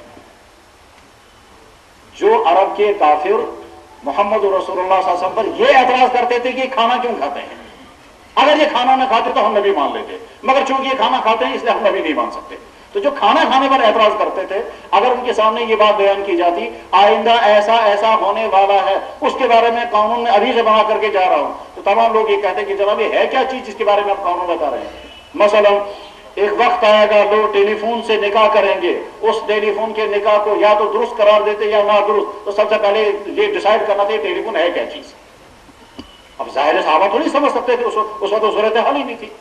مان لیجئے اس وقت اگر اللہ کے نبی علیہ السلام فرما ایک وقت آئے گا انسان بیمار ہوگا، دوسرے انسان کا خون اس کے بدن میں چڑھایا جائے گا، صحابہ کہتے ہیں کیسے چڑھایا جائے گا؟ وہ ہم کو سمجھ میں نہیں آ رہا ہے وہ دوسرے انسان کا خون اس انسان کے بدن میں کیسے، اس وقت اس کو تصور نہیں کیا جا سکتا کہ ایسا وقت آنے والا ہے کہ انسان کا دل بیٹھ جائے گا، ایک مشین لگائی جائے گی اور وہ مشین پمپنگ کا کام کرے گی اور دماغ کو زندہ رکھے گی، وینٹیلیٹر۔ تمام صحابہ کہتے جناب یہ وینٹیلیٹر کیا چیز ہے اور وہ کیسے کام کرے گا؟ وہ مشین ہے۔ اللہ کے نبی نے ان تمام چیزوں کو ٹچ نہیں کیا جو چیزیں آئندہ امت کے سامنے پیش آنے والی ہوں۔ یہ تو خیر چھوٹی چھوٹی مثالیں میں بتاتا ہوں، ورنہ بہت بڑی بڑی مثالیں ایسی عجیب ہیں کہ آدمی کی عقل حیران ہو جاتی ہے۔ ان مسائل کو جب حل کرنے کے لیے بیٹھتے ہیں کوئی حل سمجھ میں نہیں آتا ہے۔ اس وقت سمجھ میں آتا ہے کہ اماموں نے جو فقہ مدون کیا ہے اس فقہ کے ذریعے سے کیسے مسائل حل ہو جاتے ہیں۔ بہرحال جناب رسول اکرم صلی اللہ علیہ وسلم کو اللہ نے جو دین دیا تھا وہ چونکہ قیامت تک کے لیے تھا، قرآن بھی نازل ہوا تھا، حدیثیں بھی آپ نے ارشاد فرمائی تھی، لیکن اس کے باوجود قرآن اور حدیث ہونے کے باوجود بے شمار مسائل آئندہ ایسے پیش آنے والے تھے جن مسائل کے متعلق قرآن کریم میں بھی واضح احکامات نہیں اور اللہ کے نبی محمد رسول اللہ صلی اللہ علیہ وسلم نے بھی واضح احکامات ان کے بارے میں بیان نہیں فرمائے۔ تو پھر سوال یہ ہے ان نئے پیش آنے والے مسائل کا حل کیا ہوگا؟ مثلا حضور کے زمانے میں کہیں ووٹنگ نہیں ہوتی تھی، اب سوال یہ ہے کہ ووٹ ڈالنا جائز ہوگا ناجائز ہوگا؟ اللہ کے نبی اعظم اگر اس کو بیان کر دیتے سارے لوگ کہتے ہیں نبی ووٹنگ کیا چیز ہے؟ مثلا جناب رسول اکرم صلی اللہ علیہ وسلم کے زمانے میں شہریت کا کوئی مسئلہ نہیں تھا، شہریت عام لوگ تو سمجھ بھی نہیں پائیں گے شہریت کیا چیز ہے۔ ایک ملک کہتا ہے دوسرے ملک کے انسان کو ہمارے ہاں بسنے کی اجازت نہیں ہے، آپ کو ہمارے ملک کی نیشنلٹی نہیں ہے۔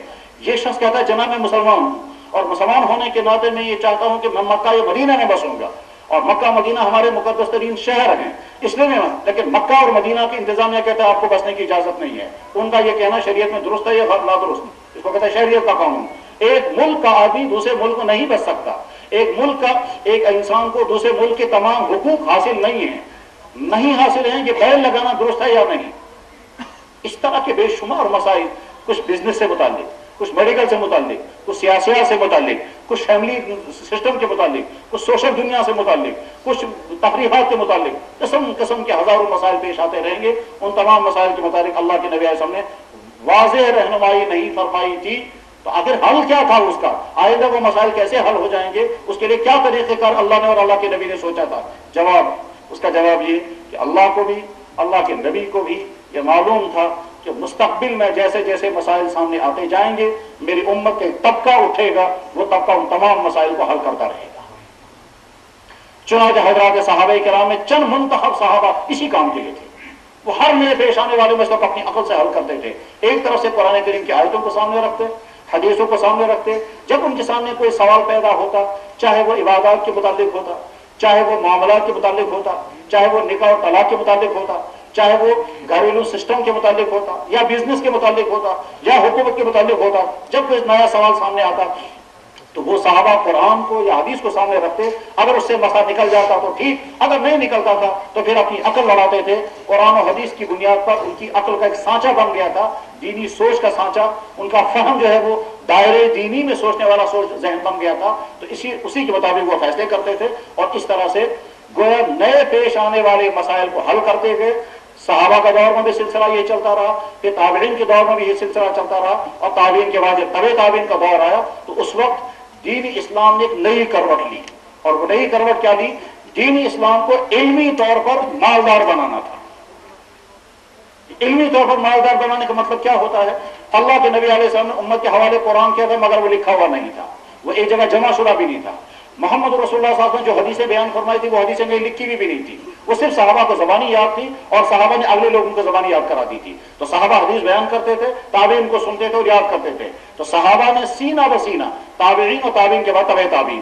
اب اس کے بعد ضرورت اس بات کی تھی کہ اس پورے کو علمی شکل دے دی جائے، چنانچہ اس وقت علوم کا ایک نیا دروازہ شروع ہو گیا۔ ایک طرف سے قرآن کریم کو جمع کر کے اس کی تفسیروں کا کام شروع ہو گیا، دوسری طرف سے حدیثوں کو جمع کرنے کا کام شروع ہوا، تیسری طرف سے اسلام کو قانونی شکل دینے کا کام شروع ہوا، چوتھی طرف سے اسلام کے نظام حکومت کو مختلف خطوطوں پہ چلانے کا کام شروع ہوا۔ یہ بیک وقت یہ سارے کام شروع ہو گئے۔ ایک طرف سے کچھ لوگوں نے محنت شروع کر دی اللہ کے نبی علیہ السلام کی سیرت کو جمع کرنا، صحابہ کی سیرت کو جمع کرنا، وہ سیرت نگار بن گئے۔ دوسری طرف سے کچھ لوگوں نے کام شروع کر دیا جناب رسول اکرم صلی اللہ علیہ وسلم کے ارشادات کو جمع کرنا، وہ محدثین بن گئے۔ تیسری طرف سے ایک طبقے نے کام شروع کیا کہ اللہ کے نبی قرآن جس طرح سے پڑھتے تھے اس پڑھنے کو ہم فارمولوں کی شکل دیں گے، اور وہ فارمولوں کی شکل ہے وہی بعد میں علم قرات بن گیا، تو قاریوں نے قرآن کریم پڑھانے کا سلسلہ شروع کیا، ٹھیک اسی طرح سے جس طرح سے جناب رسول اکرم صلی اللہ علیہ وسلم پڑھا کرتے تو پڑھایا کرتے تھے۔ چوتھی طرح سے ایک طبقہ کھڑا ہو گیا، انہوں نے یہ کام شروع کیا کہ اللہ کے نبی علیہ السلام نے جو اسلام کو قانونی شکل دی تھی وہ مبہم قسم کی دی تھی، وہ کلیئر کر کے نہیں دی تھی، اس وقت صورتحال وہی تھی۔ اب ہمیں اسلام کو خالص قانونی بیس بنانی ہے، قانونی شکل دینی ہے، اس کا نام ہے علم فقہ۔ یہ دور اس کو کہتے ہیں کہ یہ اسلامی علوم کی تدوین کا دور تھا، یہ اسلامی علوم کی بنیادیں قائم کرنے کا دور تھا۔ اگر وہ دور وجود میں نہ آیا ہوتا تو آج امت کے پاس نہ حدیثیں ہوتی، آج امت کے پاس نہ قرآن کی تفسیریں ہوتی، آج امت کے پاس نہ سیرت کا ذخیرہ ہوتا، آج امت کے پاس نہ کوئی اسلامی قانون ہوتا۔ اللہ کو بھی اور اللہ کے نبی کو معلوم تھا کہ آئندہ ایسا طبقہ پیدا ہونے والا ہے جو طبقہ ان تمام ضرورتوں کو پورا کرے گا۔ جیسے میری امت میں ایک طبقہ پیدا ہوگا جو قرآن کا محافظ بنے گا، وہ الفاظ کو یاد کرے گا، الفاظ کو یاد کرے گا، اگلی نسلوں کا الفاظ یاد کرائے گا، بن گیا حافظوں کا طبقہ۔ دوسرا طبقہ میری امت میں سے ایسا ہوگا کہ جو قرآن کو میرے طرز سے پڑھنے کا اصول بنائے گا، علم تجوید، اور وہ بتائیں گے کہ اللہ کا نبی کس لفظ کو کس طرح سے پڑھتا تھا، اس کے لیے فارمولہ بنائے جائیں گے، وہ فارمولے بنا کر انہیں فارمولوں کے مطابق اگلے لوگوں کو قرآن پڑھائیں گے، بن گیا قاریوں کا طبقہ۔ تیسرا طبقہ ہوگا وہ قرآن کریم کے کس لفظ کی کیا معنی ہے، صحابہ نے کیا معنی مراد دیے، یہ لفظ عربی زبان کا لفظ ہے، عربی زبان میں اس لفظ کے عربی شاعری میں لفظ کے کیا معنی ہوتے ہیں، صحابہ نے اس کی تفسیر کیسے کیا، تو ان کا کام صرف قرآن کی تفسیر کرنا ہوگا۔ چوتھا طبقہ کھڑا ہو جائے گا، وہ کا کام ہوگا صرف محمد رسول اللہ صلی اللہ علیہ وسلم کے بیان کی بھی حدیثیں جمع کرنا، اور جمع کرنے کے ساتھ پھر ان کو اس سے غرض نہیں ہوگی یہ حدیث صحیح ہے یہ ضعیف ہے، بلا جمع کریں گے، اور پھر اگلا طبقہ آئے گا وہ ان میں سے چھانٹے گا کہ کون سی حدیث صحیح ہے، صحیح کیسے ہو گئی، اور ضعیف اگر ہے تو وہ ضعیف کیسے ہو گئی، اور انہی میں سے ایک طبقہ ایسا بھی ہوگا کہ جو طبقہ کیا کام کرے گا کہ اسلام کو قانونی شکل دے دے گا۔ اس وقت سب سے بڑا مشکل کام یہی تھا، اور اس وقت نہیں، یہ قیامت تک کے لیے سب سے بڑا مشکل کام یہی ہے۔ قرآن کی تفسیر کرنا بہت مشکل، مگر اتنا مشکل نہیں ہے جتنا قانون بنانا مشکل ہے۔ حدیث کو جمع کرنا اور حدیث کی خدمات انجام دینا بہت مشکل، مگر اتنا مشکل نہیں ہے جتنا علم فقہ مشکل ہے۔ سیرتیں جمع کرنا بہت مشکل، مگر اتنا مشکل نہیں ہے جتنا فقہ مشکل ہے۔ تصوف اور تصوف کے قوامض بہت مشکل، مگر اتنا مشکل نہیں ہے جتنا علم فقہ مشکل ہے۔ وہ فقہ کیوں مشکل ہے؟ اس کی مشکلات کی مختلف وجہیں ہیں۔ ان وجہوں میں سے ایک بنیادی وجہ یہ ہے کہ فقہ کی بنیاد ہوتی ہے قرآن پر، لہذا جو آدمی فقہ کا کام کرنے لگے گا اس کو قرآن کا ماہر ہونا ضروری ہے، اور قرآن کا ماہر ہونا ضروری ہے، وہ تو ہمارے زبان میں ماہر ہونا کافی نہیں ہے، وہ تو ان کے معیار کے مطابق مہارت چاہیے، اور ان کے معیار کی مہارت بہت ہی عجیب و غریب قسم کی مہارت ہے۔ میں اس کی مثال عرض کرتا ہوں۔ فرض کیجئے قرآن کریم میں آیت ہے، اللہ تعالیٰ شان و ارشاد فرماتے ہیں تمہارا وضو یہاں بھی ٹوٹ جائے گا، فلاں جگہ ٹوٹ جائے گا، اور اگر تم نے عورت کو ٹچ کیا او لامستم النساء، یا اگر تم نے عورتوں کو مس کیا تو تمہارا وضو ٹوٹ جائے گا۔ یہ مس کرنے کا مطلب کیا ہوتا ہے؟ مس کرنے کا مطلب ہوتا ہے ایک ہاتھ عورت پہ لگ جائے۔ یہ عورت ماں بھی ہو سکتی ہے، یہ عورت بہن بھی ہو سکتی ہے، یہ بیٹی ہو سکتی ہے، اور کسی کی بیوی بھی ہو سکتی ہے، اجنبی عورت بھی ہو سکتی ہے۔ تو عورت کو ہاتھ لگانے سے وضو ٹوٹے گا۔ یہ ہاتھ لگانے کا مطلب یہی ظاہری ہاتھ لگانا ہے یا کچھ اور ہے؟ اگر یہ کچھ اور ہے تو وہ پرائیویٹ معنی تو نہیں ہے، اب اس تو معنی طے کر رہے ہیں۔ قرآن میں تو یہ لفظ ہے اگر تم عورتوں کو ٹچ کرو گے او لامستم النساء تو تمہارا وضو ٹوٹ جائے گا۔ اب لامس کا مفہوم نکالنا ہے۔ اب ایک طرف سے لمس کا ڈکشنری کے اندر معنی دیکھنا ہے، لیکن ڈکشنری کافی نہیں ہے، صحابہ نے اس لفظ کے معنی جو بیان کیے ہوں گے وہ بھی سامنے رکھنے ہیں، اللہ کے نبی نے اگر اس لفظ کے متعلق کوئی معنی بیان کیے ہوں گے وہ بھی سامنے رکھنے ہیں، اور ساتھ میں یہ بھی دیکھنا ہے کہ کہیں ایسا نہ ہو ہم ہاتھ سے ہاتھ لگانے کو منع کر دیں گے تو گویا کہ کسی انسان نے چھوٹی بچی کو گود میں اٹھایا وضو ٹوٹ گیا۔ اور آگے چل کر کے آج کے زمانے میں اگر کوئی یہ کہے گا کہ صاحب اسلام میں حکم یہ ہے کہ عورت کو ہاتھ لگانے سے وضو ٹوٹے گا، دنیا کی قومیں شور مچائیں گی کہ دیکھو صاحب مسلمانوں کا دین کیسا ہے، یہ کہتا ہے کہ عورت کو ہاتھ لگانے سے ہاتھ دھونے پڑیں گے، عورتوں کو ناپاک سمجھتے ہیں، تو آج اسلام پر اعتراض آ جائے گا۔ تو ایک لفظ ہے، اس ایک لفظ کی تحقیق کرنی ہے۔ یا مثلا قرآن کریم میں آیت ہے، اللہ تعالیٰ ارشاد فرماتے ہیں جن لوگوں نے اپنی بیویوں کو کہا تم میری ماں کے پیٹھ کی طرح ہے، انت علیہ ظہر امی، تو میری ماں کی پیٹھ کی طرح ہے، یہ بیوی اس پر نکاح میں حرام تو نہیں ہوئی لیکن اس کے نزدیک نہیں جا سکتا تب تک جب تک کفارہ ادا نہیں کرے گا، اور کفارہ ادا کرنا ہے یا تو ایک غلام آزاد کرنا ہوگا، اور یا پھر 2 مہینے کے مسلسل روزے رکھنے پڑیں گے، یا 7 مسکینوں کو کھانا کھلانا پڑے گا، تب یہ آدمی اپنی بیوی کو ہاتھ لگا سکے گا، کیونکہ اس نے یہ کیوں کہا اپنی بیوی کو تم میرے لیے ایسے ہو جیسی میری ماں کی پیٹھ۔ عرب کے لوگ یہ جملہ بولا کرتے تھے۔ عرب کے لوگ جب بیوی سے لڑائی ہوتی تھی تو لڑائی میں جیسے طلاق دی جاتی ہے، جیسے جھگڑے ہوتے ہیں، ایسے ان جھگڑوں میں ایک جملہ کبھی یہ بھی کہتے تھے بیوی سے ناراض ہو کر انت علیہ ظہر امی، تم میرے لیے ایسے جیسی میری ماں کی پیٹھ۔ یہ جملہ قرآن میں موجود ہے۔ اللہ تعالیٰ فرما رہے ہیں تم کیوں ان اور اپنی بیویوں کو کہتے ہو تم میری ماں ہے، وہ تمہاری ماں کا ہے، تمہاری ماں وہ ہے جسے تم پیدا ہوئے ہو۔ یہ آیت ہے۔ اب کشمیریوں کے ہاں جب آ کر کے دیکھتے ہیں تو یہاں کیا کہتے ہیں؟ یہاں کہتے ہیں چشک میں کوئر برابر، چشک میں بین برابر۔ تو اب سوال یہ ہے کہ اس کیٹیگری میں لائیں گے یا نہیں؟ وہاں لفظ ہے ماں اور لفظ ہے پیٹھ، جہاں لفظ اس نے استعمال کیا بیٹی، اور ساتھ میں لفظ استعمال کیا برابر، چشک میں کوئر برابر، چشک میں ماں، چشک میں بینی برابر، چشک میں ماج برابر، یہ اسی کیٹیگری میں آئے گا یا نہیں آئے گا؟ یہ اس قانون میں لا سکتے ہیں یا نہیں لا سکتے؟ کوئی قرآن کا مفہوم طے کرنا ہے تو قرآن کریم سے قانون نکالنے کے لیے قرآن کے پہلے لینگویج کو سمجھنا ہے، اور وہ لینگویج سمجھنے میں صحابہ کے ارشادات کو بھی سامنے رکھنا ہے، اور اللہ کے نبی علیہ السلام نے اگر کوئی لفظ اشارت فرمایا وہ بھی سامنے رکھنا ہے، اور ساتھ میں یہ بھی دیکھنا ہے کہ قرآن کا مفہوم طے کرتے ہوئے ہم غلطی نہ کھا جائیں۔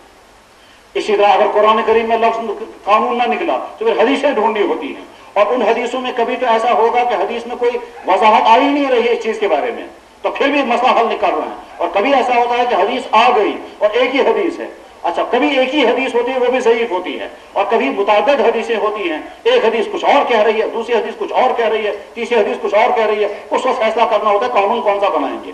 مثلا فرض کیجئے بخاری میں حدیث ہے، جناب حضرت عائشہ صدیقہ رضی اللہ عنہا کہتی ہیں اللہ کے نبی علیہ السلام ظہر سے پہلے 2 رکعت نماز پڑھتے تھے۔ اسی بخاری میں وہی تھوڑا سا آگے حدیث ہے، حضرت عائشہ بیان فرماتی ہیں اللہ کے نبی علیہ السلام ظہر سے پہلے 4 رکعت کبھی نہیں چھوڑتے۔ اب 4 رکعت پڑھنی ہے یا 2 رکعت پڑھنی ہے، حدیث سے 2 آ گئی۔ ایک حدیث میں اللہ کے نبی علیہ السلام نے ارشاد فرمایا جب تم بیت الخلا جاؤ گے خبردار خانہ کعبہ کی طرف منہ بھی مت کرنا اور خانہ کعبہ کی طرف پیٹ بھی مت کرنا۔ دوسری بخاری میں حدیث ہے کہ عبداللہ بن عمر کہتے ہیں میں نے دیکھا جناب رسول اکرم صلی اللہ علیہ وسلم قضاء حاجت فرما رہے تھے اور آپ کی پیٹھ خانہ کعبہ کی طرف تھی۔ تو اس حدیث میں تو منع کیا حضور نے، اور یہاں خود ایسے ہی۔ تو اب ہم اس حدیث کو قانون بنائیں یا اس حدیث کو قانون؟ تو جب حدیثیں اب ہم ٹکرا جاتی ہیں اس وقت آدمی کو فیصلہ کرنا ہوتا ہے اب ہم اس حدیث کو قانون بنائیں گے یا اس حدیث کو قانون بنائیں گے۔ ایک حدیث میں اللہ کے نبی علیہ السلام نے ارشاد فرمایا اس آدمی کی نماز صحیح نہیں جس نے سورہ فاتحہ نہیں پڑھی۔ دوسری حدیث میں ارشاد فرمایا جس آدمی کا آگے امام ہوگا مقتدی خاموش رہے، امام کے قرات مقتدی کے قرات۔ اب اس حدیث کو قانون بنائیں، اس حدیث کو قانون بنائیں۔ اور پھر حدیثیں اگر ہوں پھر تو مسئلہ اس وجہ سے آسان ہے کہ گائیڈنس مل رہی ہے حدیثوں کے ذریعے سے، چاہے بعد اس حدیث پر عمل کریں یا اس حدیث پر عمل کریں۔ لیکن اگر حدیث ہوگی ہی نہیں پھر مشکل آتی ہے، اور اس مشکل کا حل بے انتہا مشکل ہے۔ چاہے مشکلات دکھاتا ہوں چل فرض کیجیے بننے کا آرڈر شروع ہو گیا، یہ جائز ہوگا یا ناجائز؟ اس کی دوسری مثال، ایک شخص کاندرو کے پاس گیا کہ لگا ہمارے یہاں مہمان آنے والے ہیں، آپ فلاں دن ہم کو 1000 روٹیاں دے دینا۔ ٹھیک ہے، اس نے کہا ہاں ٹھیک ہے، کتنے والی روٹی؟ 2 والی یا 3 والی یا 5 والی روٹیاں بنا کر دینا۔ ٹھیک، کاندرو نے کہا بہت اچھا۔ اب وہ کاندرو آٹا لائے گا، اسے روٹیاں بنائے گا، پھر اس کو سپلائی کرے گا۔ اس نے کچھ پیسے ایڈوانس دے دیے یا ایڈوانس کچھ بھی نہیں دیے، یہ جائز ہے ناجائز؟ اس طرح کی ہزاروں مثالیں۔ ان ہزاروں مثالوں میں بنیادی نقطہ کیا ہے؟ ایک آدمی کسی چیز کا آرڈر دیتا ہے، جو آدمی آرڈر لیتا ہے اس کے بعد مال موجود نہیں ہوتا، وہ مال لائے گا، تیار کرے گا، پھر اس کے حوالے کرے گا۔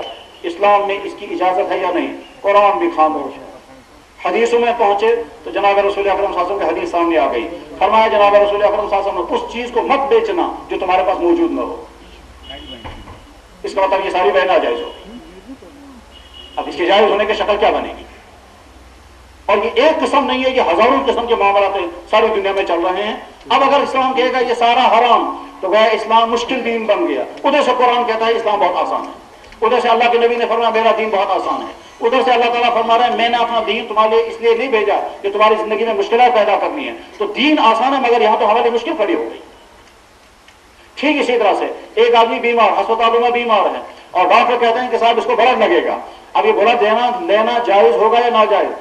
خون بے انتہا مفید لیکن ساتھ میں ناپاک اور ساتھ میں حرام، اس کو پی نہیں سکتے۔ قرآن کریم نے کہا حرمت علیکم المیتۃ والدم، خون تمہارے حرام کر دیا گیا۔ تو جو خون پینا حرام ہے، پی کر کے باڈی میں تو اندر پہنچتا ہے، اب ادھر سے اگر وہ باڈی میں داخل کیا گیا تو وہ حرام تو نہیں ہوگا۔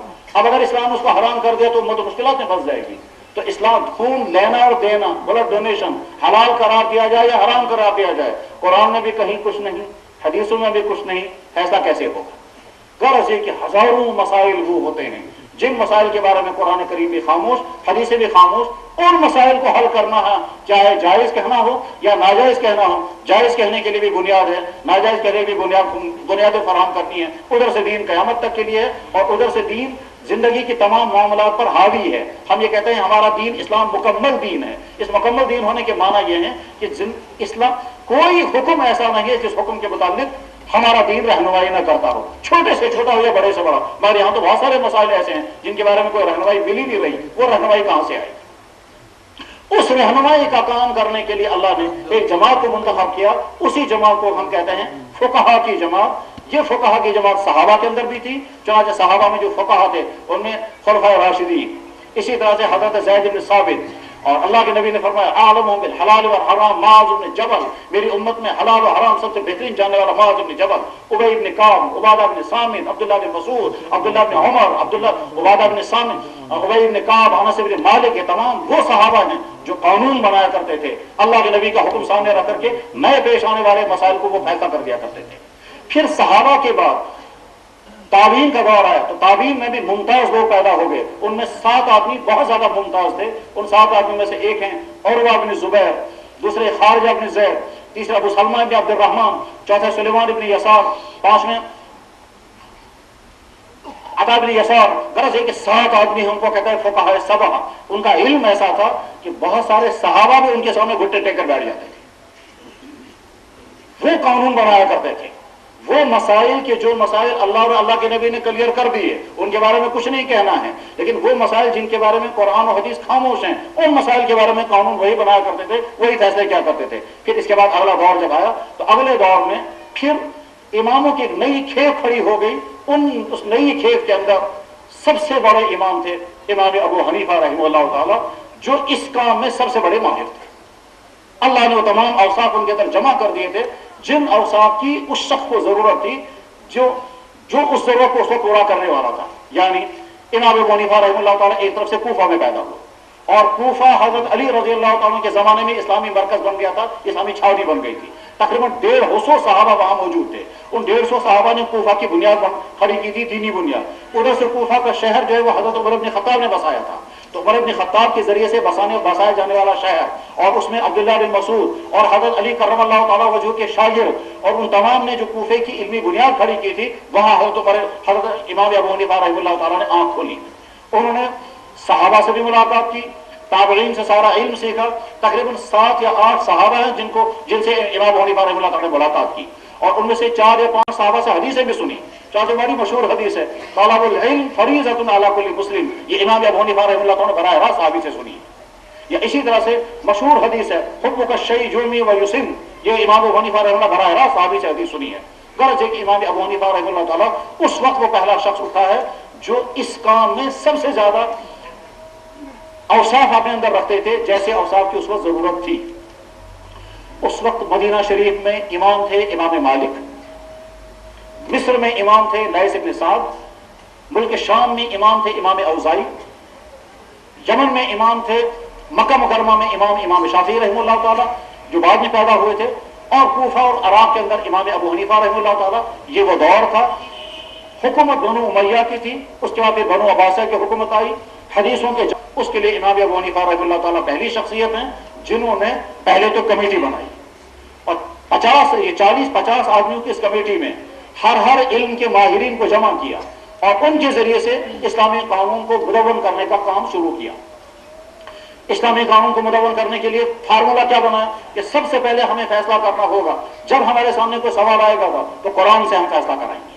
اگر قرآن کریم میں حکم آ گیا اس کے بعد ہمیں دائیں بائیں نہیں دیکھنا ہے، لیکن قرآن میں اگر حکم آ گیا تو اس کے لفظوں پر پہلے غور کرنا ہوگا، اس کے لفظوں پر غور کرنے کے بعد پھر فیصلہ کرنا ہوگا. ویسے ہی نہیں کہ صاحب قرآن کا حکم آ گیا آنکھ بند کر کے نہیں، یہ دیکھنا پڑے گا کہ مثلا قرآن کریم میں حکم آ گیا، اللہ تعالیٰ ارشاد فرماتے ہیں تمہارے لیے مردار جانور حرام کر دیا گیا، تمہارے لیے خون حرام کر دیا گیا، تمہارے لیے وہ جانور حرام کر دیے گئے جو اللہ کے علاوہ کسی اور مخلوق کے نام پر ذبح کیے جا رہے ہیں، وما اہل لغیر اللہ، بتوں کے نام پر ذبح کیے گئے یا کسی دوسرے مخلوق کے نام پر ذبح کیے گئے، وہ جانور تمہارے لیے حرام کر دیے گئے.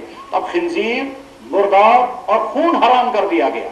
اس کے بعد آگے قرآن کریم نے بیان فرمایا مگر اگر تم بھوک کی وجہ سے مرنے کے قریب پہنچ گئے اور اس میں سے تم کھانا چاہو تو کھانے کی اجازت ہے، اس میں کوئی مذاکرہ نہیں. تو اب امام جب اس پر غور کرے گا تو غور کرنے کے بعد وہ کیا کہتا ہے کہ سب دیکھیے ایک طرف سے اللہ نے ان کو حرام کر دیا، دوسری طرف سے بوقت مجبوری کھانے کی اجازت دی جا رہی ہے. اس سے فارمولہ نکل رہا ہے. وہ فارمولہ کیا نکلا کہ حرام چیز ضرورت کے وقت حلال ہو جاتی ہے.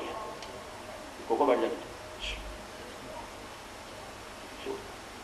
حرام چیز بوقت ضرورت حلال ہو جاتی ہے بوقت ضرورت. اس فارمولے کے نتیجے میں کیا ہوا کہ صاحب ایک عورت ڈلیوری پریشانی میں ہے اور اس کو ہم کسی اجنبی ڈاکٹر کے پاس لے گئے، وہ عورت یہ کہتی ہے کہ صاحب مجھے یہاں کیا کرنا ہے کہ تمہارے کپڑے کھولے جائیں گے. اچھا پھر کیا ہوگا کہ تمہارا پیٹ پھاڑا جائے گا. وہ کون پھاڑے گا؟ تو وہ اجنبی ڈاکٹر. کہتا ہے اسلام نے تو مجھ پر پردہ لازم کیا ہے، میں اپنی باڈی اپنی باپ کے سامنے کھول نہیں سکتی، میں اپنا جسم اپنے بھائی اور بیٹے کے سامنے کھول نہیں سکتی. آپ مجھے کہہ رہے ہیں اجنبی مرد کے سامنے اپنا بارے میں مرنے کے لیے تیار ہوں مگر بدن کھولنے نہیں دوں گی. اور یہ بتائیے کیا اسلام نے اجازت دی ہے؟ کھولا قرآن تو وہاں کہیں نہیں لکھا ہے کہ جب کسی عورت کو ڈلیوری کیس ہوگا تو اجنبی مرد اس کا پیٹ پھاڑ سکتا ہے، کہیں نہیں لکھا ہے. اللہ کے نبی علیہ السلام کے زمانے میں یہ تھا. اب کیسے جائز ہو؟ اگر جائز ہوگا تو کیسے، اور اگر ناجائز ہوگا تو عورتوں کا بنے گا کیا؟ تو فارمولا وہاں سے نکالا گیا. کہاں سے؟ اللہ تعالیٰ فرماتے ہیں حرام چیز بوقت ضرورت حلال ہو جاتی ہے. اس عورت کو بے پردہ ہونا حرام تھا مگر بوقت ضرورت اس کی بے پردگی حلال ہوتی. وہاں سے قانون نکال کر یہاں پر فٹ کر دیا. غرض یہ کہ قرآن کریم سے حکم نکال. اگر قرآن کریم میں حکم نہ ہوا تو پھر حدیث ہے. حدیثوں میں پہلے مرحلے پر تو بڑی آسانی ہے. کیا اگر حدیث مل گئی تو بہت اچھا، اس مسئلے کے بارے میں یہ حدیث ہے، اس پر ہمیں عمل کرنا ہے مسئلہ. لیکن دوسرا مرحلہ جو شروع ہوتا ہے وہ یہ کہ حدیث کے بارے میں پہلے یہ طے کرنا ہوتا ہے یہ حدیث قانونی حدیث ہے یا یہ اخلاقی حدیث ہے. یہ درجہ طے کرنا آسان نہیں ہے، یہ بے انتہا مشکل ہوتا ہے. کبھی کبھی حدیث میں الفاظ ہوتے ہیں اللہ کے نبی کے بہت سخت مگر وہ ہوتی ہے صرف اخلاقی حدیث، اور کبھی ہوتا ہے لفظ بہت ہلکا مگر ہوتی ہے وہ قانونی حدیث.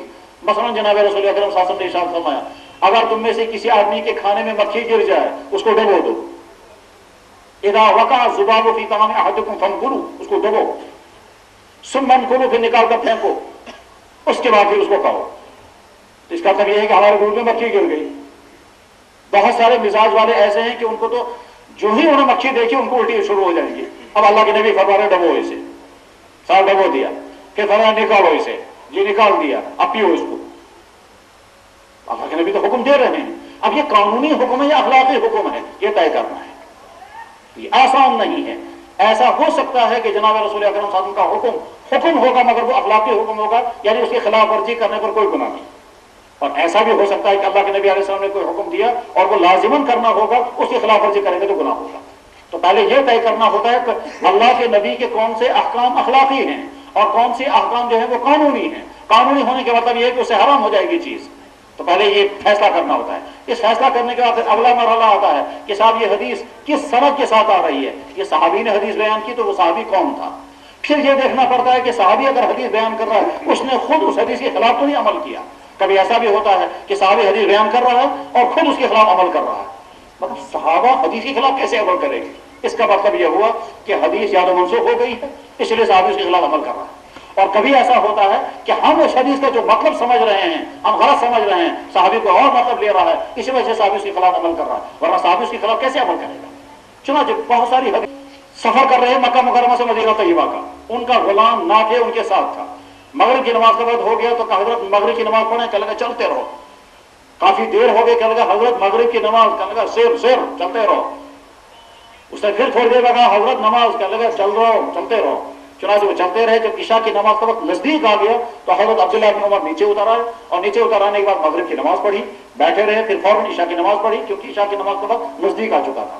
عشاء کی نماز پڑھی، عشاء کی نماز پڑھنے کے بعد پھر وہیں نیچے بیٹھ کر کے وتر کی نماز پڑھی اور واپس سوار ہو گئے. تو وہ حدیث بیان کر رہے ہیں سواری پہ بیٹھ کر وتر کی نماز پڑھنا درست ہے اور عمل اس کے خلاف کر رہے ہیں. اس کا مطلب یہ ہوا کہ یہ بھی دیکھنا پڑتا ہے کہ صحابی نے اس کے خلاف عمل کیوں کیا. اس کے بعد پھر یہ دیکھنا ہوتا ہے کہ اللہ کے نبی علیہ السلام نے یہ حکم جو دیا یہ سوسائٹی کے حالات کے مطابق تو نہیں دیا ہے، کسی وقتی ضرورت کی بنا پر تو نہیں دیا ہے. ایسا بھی ہو سکتا ہے کہ اللہ کے نبی علیہ السلام کوئی حکم دیتے ہیں وہ وقتی کسی صورتحال کی بنا پر حکم دیا ہوتا ہے، وہ ہمیشہ کے لیے حکم نہیں ہوتا.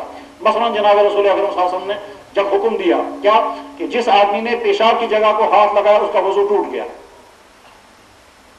تب کیا کہیں گے ہم؟ پیشاب کی جگہ کو ہاتھ لگانے سے وضو ٹوٹ جانا چاہیے. کیا حدیث تو موجود ہے، ترمذی میں حدیث ہے کہ اللہ کے نبی علیہ السلام نے فرمایا پیشاب کی جگہ کو ہاتھ لگانے سے وضو ٹوٹ جائے گا.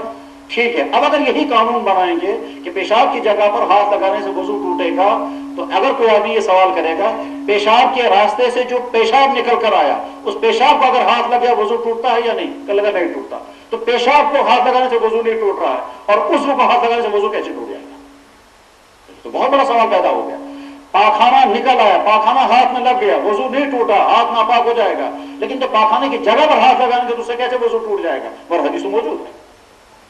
اب ایسا ہو سکتا ہے کہ اللہ کے نبی علیہ السلام نے یہ بات کسی وقتی ضرورت کی بنا پر کہی ہو. مثلا کوئی شخص مجلس میں بیٹھا ہوا وہ بار بار پیشاب کی جگہ کو چھو رہا تھا، اللہ کے نبی علیہ السلام نے دیکھا، آپ نے اس کی اصلاح کے لیے فرمایا مس ذکرہ فلیتوضا، جو پیشاب کی جگہ پر ہاتھ لگا اس کو چاہیے کہ وضو کر کے آئے. تو یہ ایک تربیت تھی، وقتی طور پر اس کو حکم دیا گیا تھا. چاہے دوسرے موقع پر جب صحابہ نے پوچھا یا رسول اللہ اگر پیشاب کی جگہ پر ہاتھ لگ گیا تو وضو ٹوٹ جاتا ہے، آپ نے فرمایا وہ تمہارے جسم کا حصہ ہے، اس کو ہاتھ لگانے سے وضو کیسے ٹوٹ جائے گا؟ غرض ہے کہ صحابہ نے اس کا مطلب کیا لیا وہ بھی دیکھنا پڑتا ہے اور یہ بھی دیکھنا پڑتا ہے کہ یہ کوئی وقتی چیز تو نہیں اللہ کے نبی نے بیان فرمائی تھی جو دائمی قانون نہیں تھا. کہ جب اور اچھا پھر اگر حدیثیں مختلف ہوں کسی ایک ہی مضمون کے متعلق، تو ایک ہی مضمون کے متعلق حدیثیں اگر مختلف ہوں گی وہاں کیا کریں گے؟ مثلا جناب رسول اکرم صلی اللہ علیہ وسلم کے زمانے میں سورج گرہن ہو گیا. اکثر جب سورج گرہن ہو گیا تو اعلان ہو گیا سارے مسجد میں چلو، الصلاۃ جامعۃ، جلدی چلو مسجد میں جمع. سارے مدینے کے لوگ مسجد میں جمع ہو گئے اور اتنی بھیڑ ہو گئی کہ مسجد میں جگہ ہی نہیں رہی. حضرت اسماء رضی اللہ تعالیٰ عنہ حضرت نبی علیہ السلام کی سالی ہیں، حضرت عائشہ کی بڑی بہن. یہ اسماء کہتی ہیں کہ میں سوچتی رہی سارے لوگوں کو مسجد میں کیوں بلایا گیا. میں نے لوگوں سے پوچھا بھائی کیا بات ہو گئی، مسجد میں کیوں بلایا جا رہا ہے، کچھ نہیں پتا چلا. اسماء کہتی ہیں میں نے سوچا عائشہ کو ضرور پتا ہوگا کیونکہ وہ حضور کی بیوی ہے اور حضور کے گھر میں رہتی ہے، اسے ضرور پتا ہوگا مسجد میں کیوں لوگوں کو جمع کیا گیا. حضرت اسماء کہتی میں پہنچی حضرت عائشہ کے پاس.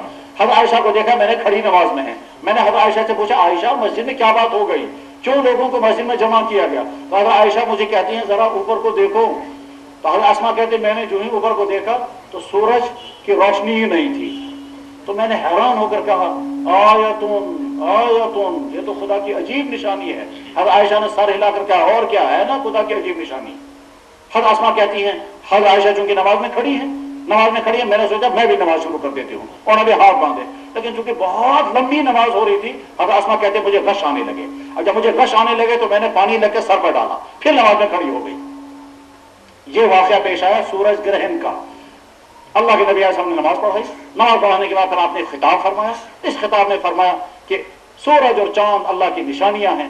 یہ سورج گرہن اور چاند گرہن کسی کے مرنے کی وجہ سے نہیں ہوا کرتا ہے، یہ اللہ کی نشانی ہے. وہ اللہ تعالیٰ اس سورج کو بے نور کر دیتا ہے، قیامت کے دن مکمل بے نور کر دے گا. یہ جو فرمایا کسی کے مرنے کی وجہ سے سورج گرہن نہیں ہوتا، وہ دراصل غلط فہمی دور کر دی. ورنہ کوئی آدمی کہہ سکتا ہے کہ صاحب سورج گرہن ہو گیا تھا تو اللہ کے نبی ایک دم کھڑے ہو کر کہنے لگے سورج گرہن کسی کے مرنے سے نہیں ہوتا. یہ بے جوڑ بات کیوں فرمائی آپ نے؟ اس کا تو اسے کوئی جوڑ ہی نہیں ہے. جواب ہے کہ نہیں، جوڑ تھا. وہ یہ کہ اسے ایک دن پہلے آپ علیہ السلام کے صاحبزادی کی وفات ہو گئی تھی، حضرت ابراہیم کی.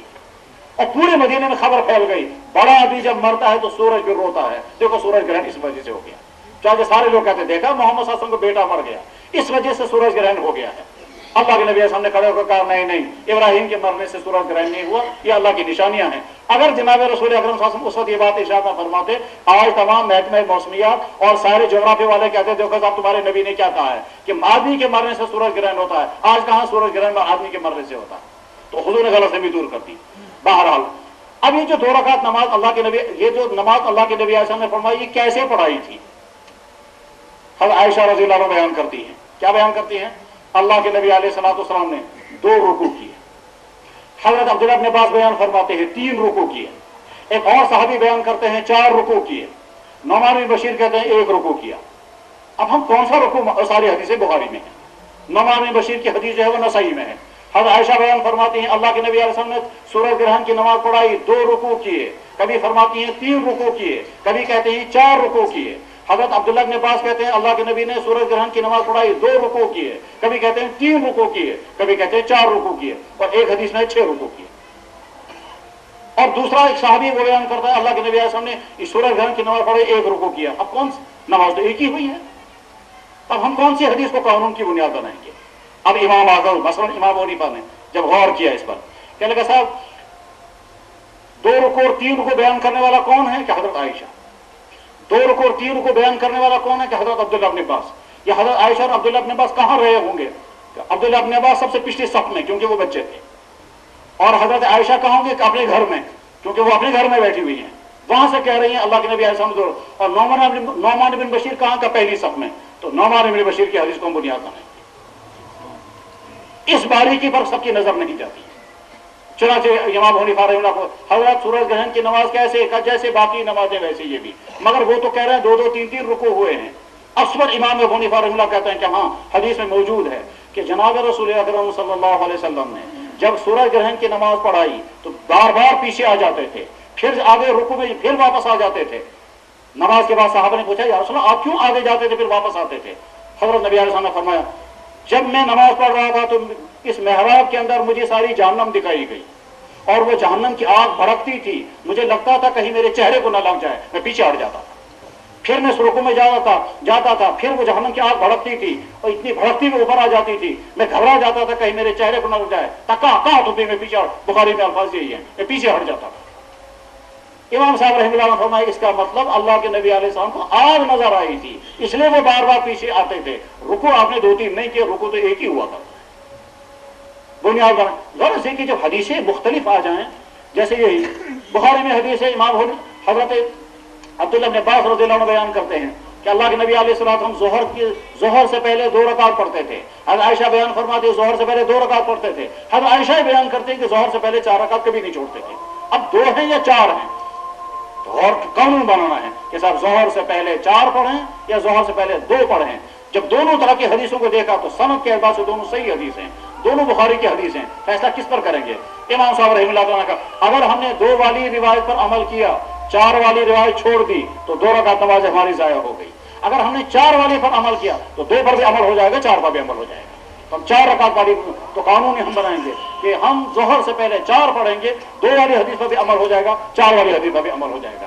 اس طرح سے غور کر کے پھر مسائل کا استعمال کیا کرتے تھے، خاص طور پر اس وقت جب کسی حدیث سے انسانی فطرت کو مخاطب بنایا گیا ہو اور کوئی حدیث بظاہر انسان کے لیے مشکلات کا سبب ہو، اس وقت امام ابو حنیفہ رحمہ اللہ تعالیٰ غور کرتے تھے کہ ہمیں اس حدیث کو لینا چاہیے، اس حدیث کو۔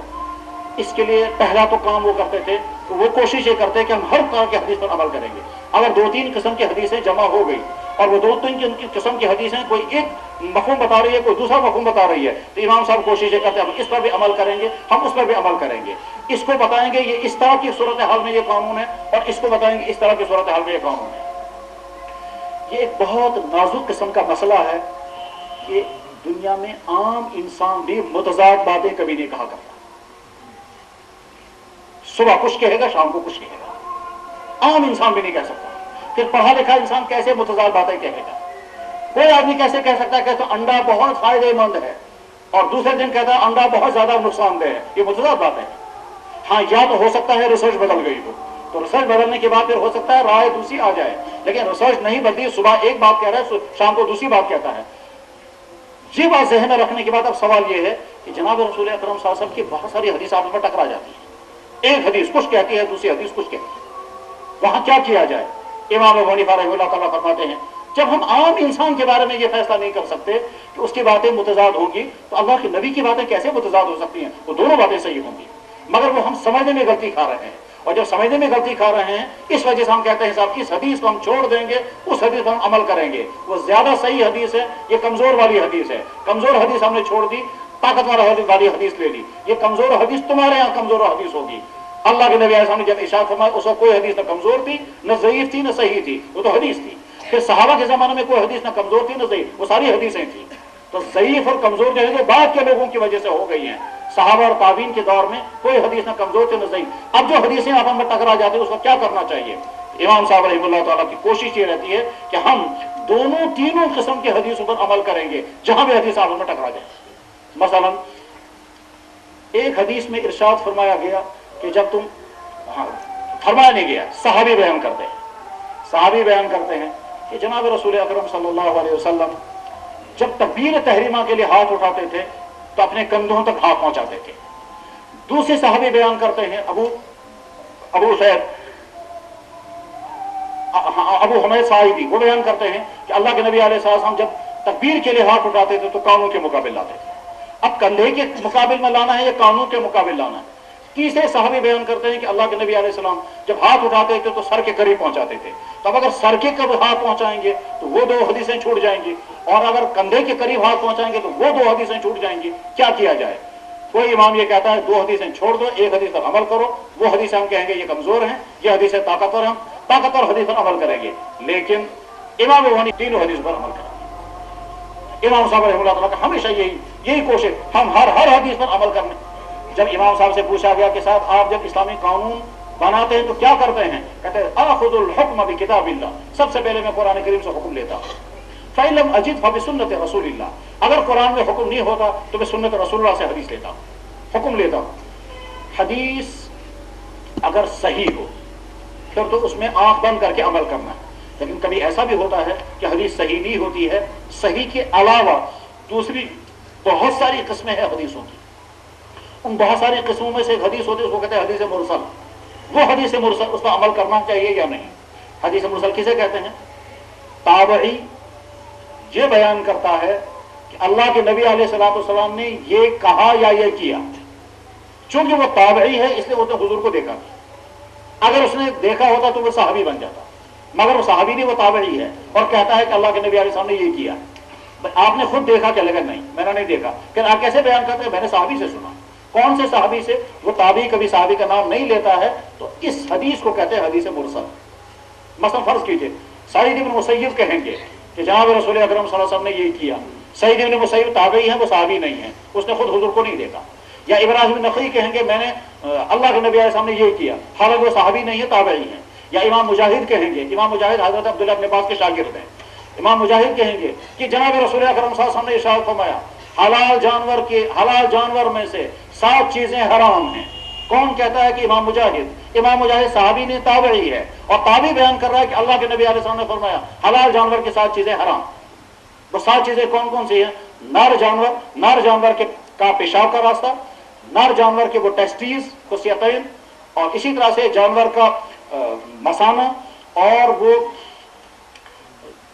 مثانہ، اسی طرح سے جانور کے جسم میں جو وہ گٹھلی پیدا ہوتی ہے، کالی والی گٹھلی، ان قصائیوں کے ہاں وہ دیکھ سکتے ہیں آپ کہ گوشت کے اور چمڑی کے نیچے ایک کالی گٹھلی پیدا ہوتی ہے، اس کو غدہ کہتے ہیں، اس کو عام طور پر غدود کہتے ہیں۔ غدود جمع کا لفظ ہے، یہ غدت ان کا، جو غدہ وہ جو گٹھلی ہوتی ہے اس کو کتنا ہی پکائیں وہ ویسی ہی رہے گی۔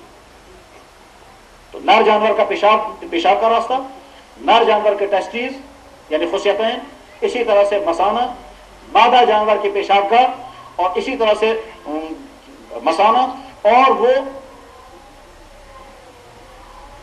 تلی جسے کہتے ہیں کشمیری زبان میں اسے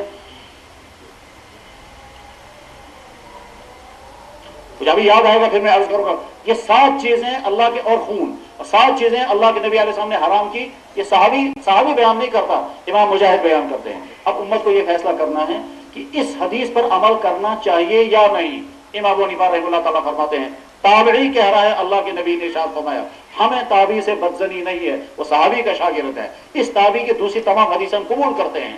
اس حدیث کو ہم کیسے رد کریں گے؟ ہم حسن ظن سے کام لے کر یہ کہیں گے اس نے ضرور کسی صحابی سے یہ حدیث سنی ہوگی۔ تب ساتھ امام صاحب رحمہ اللہ تعالیٰ فرماتے ہیں کہ صاحب یہ بتائیے، ہم حضرت عائشہ اور حضرت عبداللہ بن عباس کی وہ حدیثیں قبول کرتے ہیں جن حدیثوں کے وقت وہ موجود ہی نہیں ہوتے تھے۔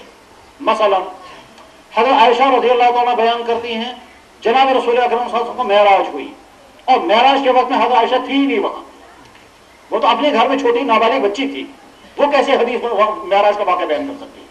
حضرت ابو ہریرہ رضی اللہ تعالیٰ عنہ غزوہ احد کے واقعات بیان کرتے ہیں، اور غزوہ احد کے واقعات بیان کرتے ہوئے کہتے ہیں ہم نے غزوہ احد میں ایسے کیا۔ ابو ہریرہ اس وقت مسلمان بھی نہیں ہوئے تھے، وہ مدینہ آئے بھی نہیں تھے، اس کے 4 سال کے بعد وہ مسلمان ہوئے ہیں۔ ابو ہریرہ کی حدیث ہم کیسے مان رہے ہیں؟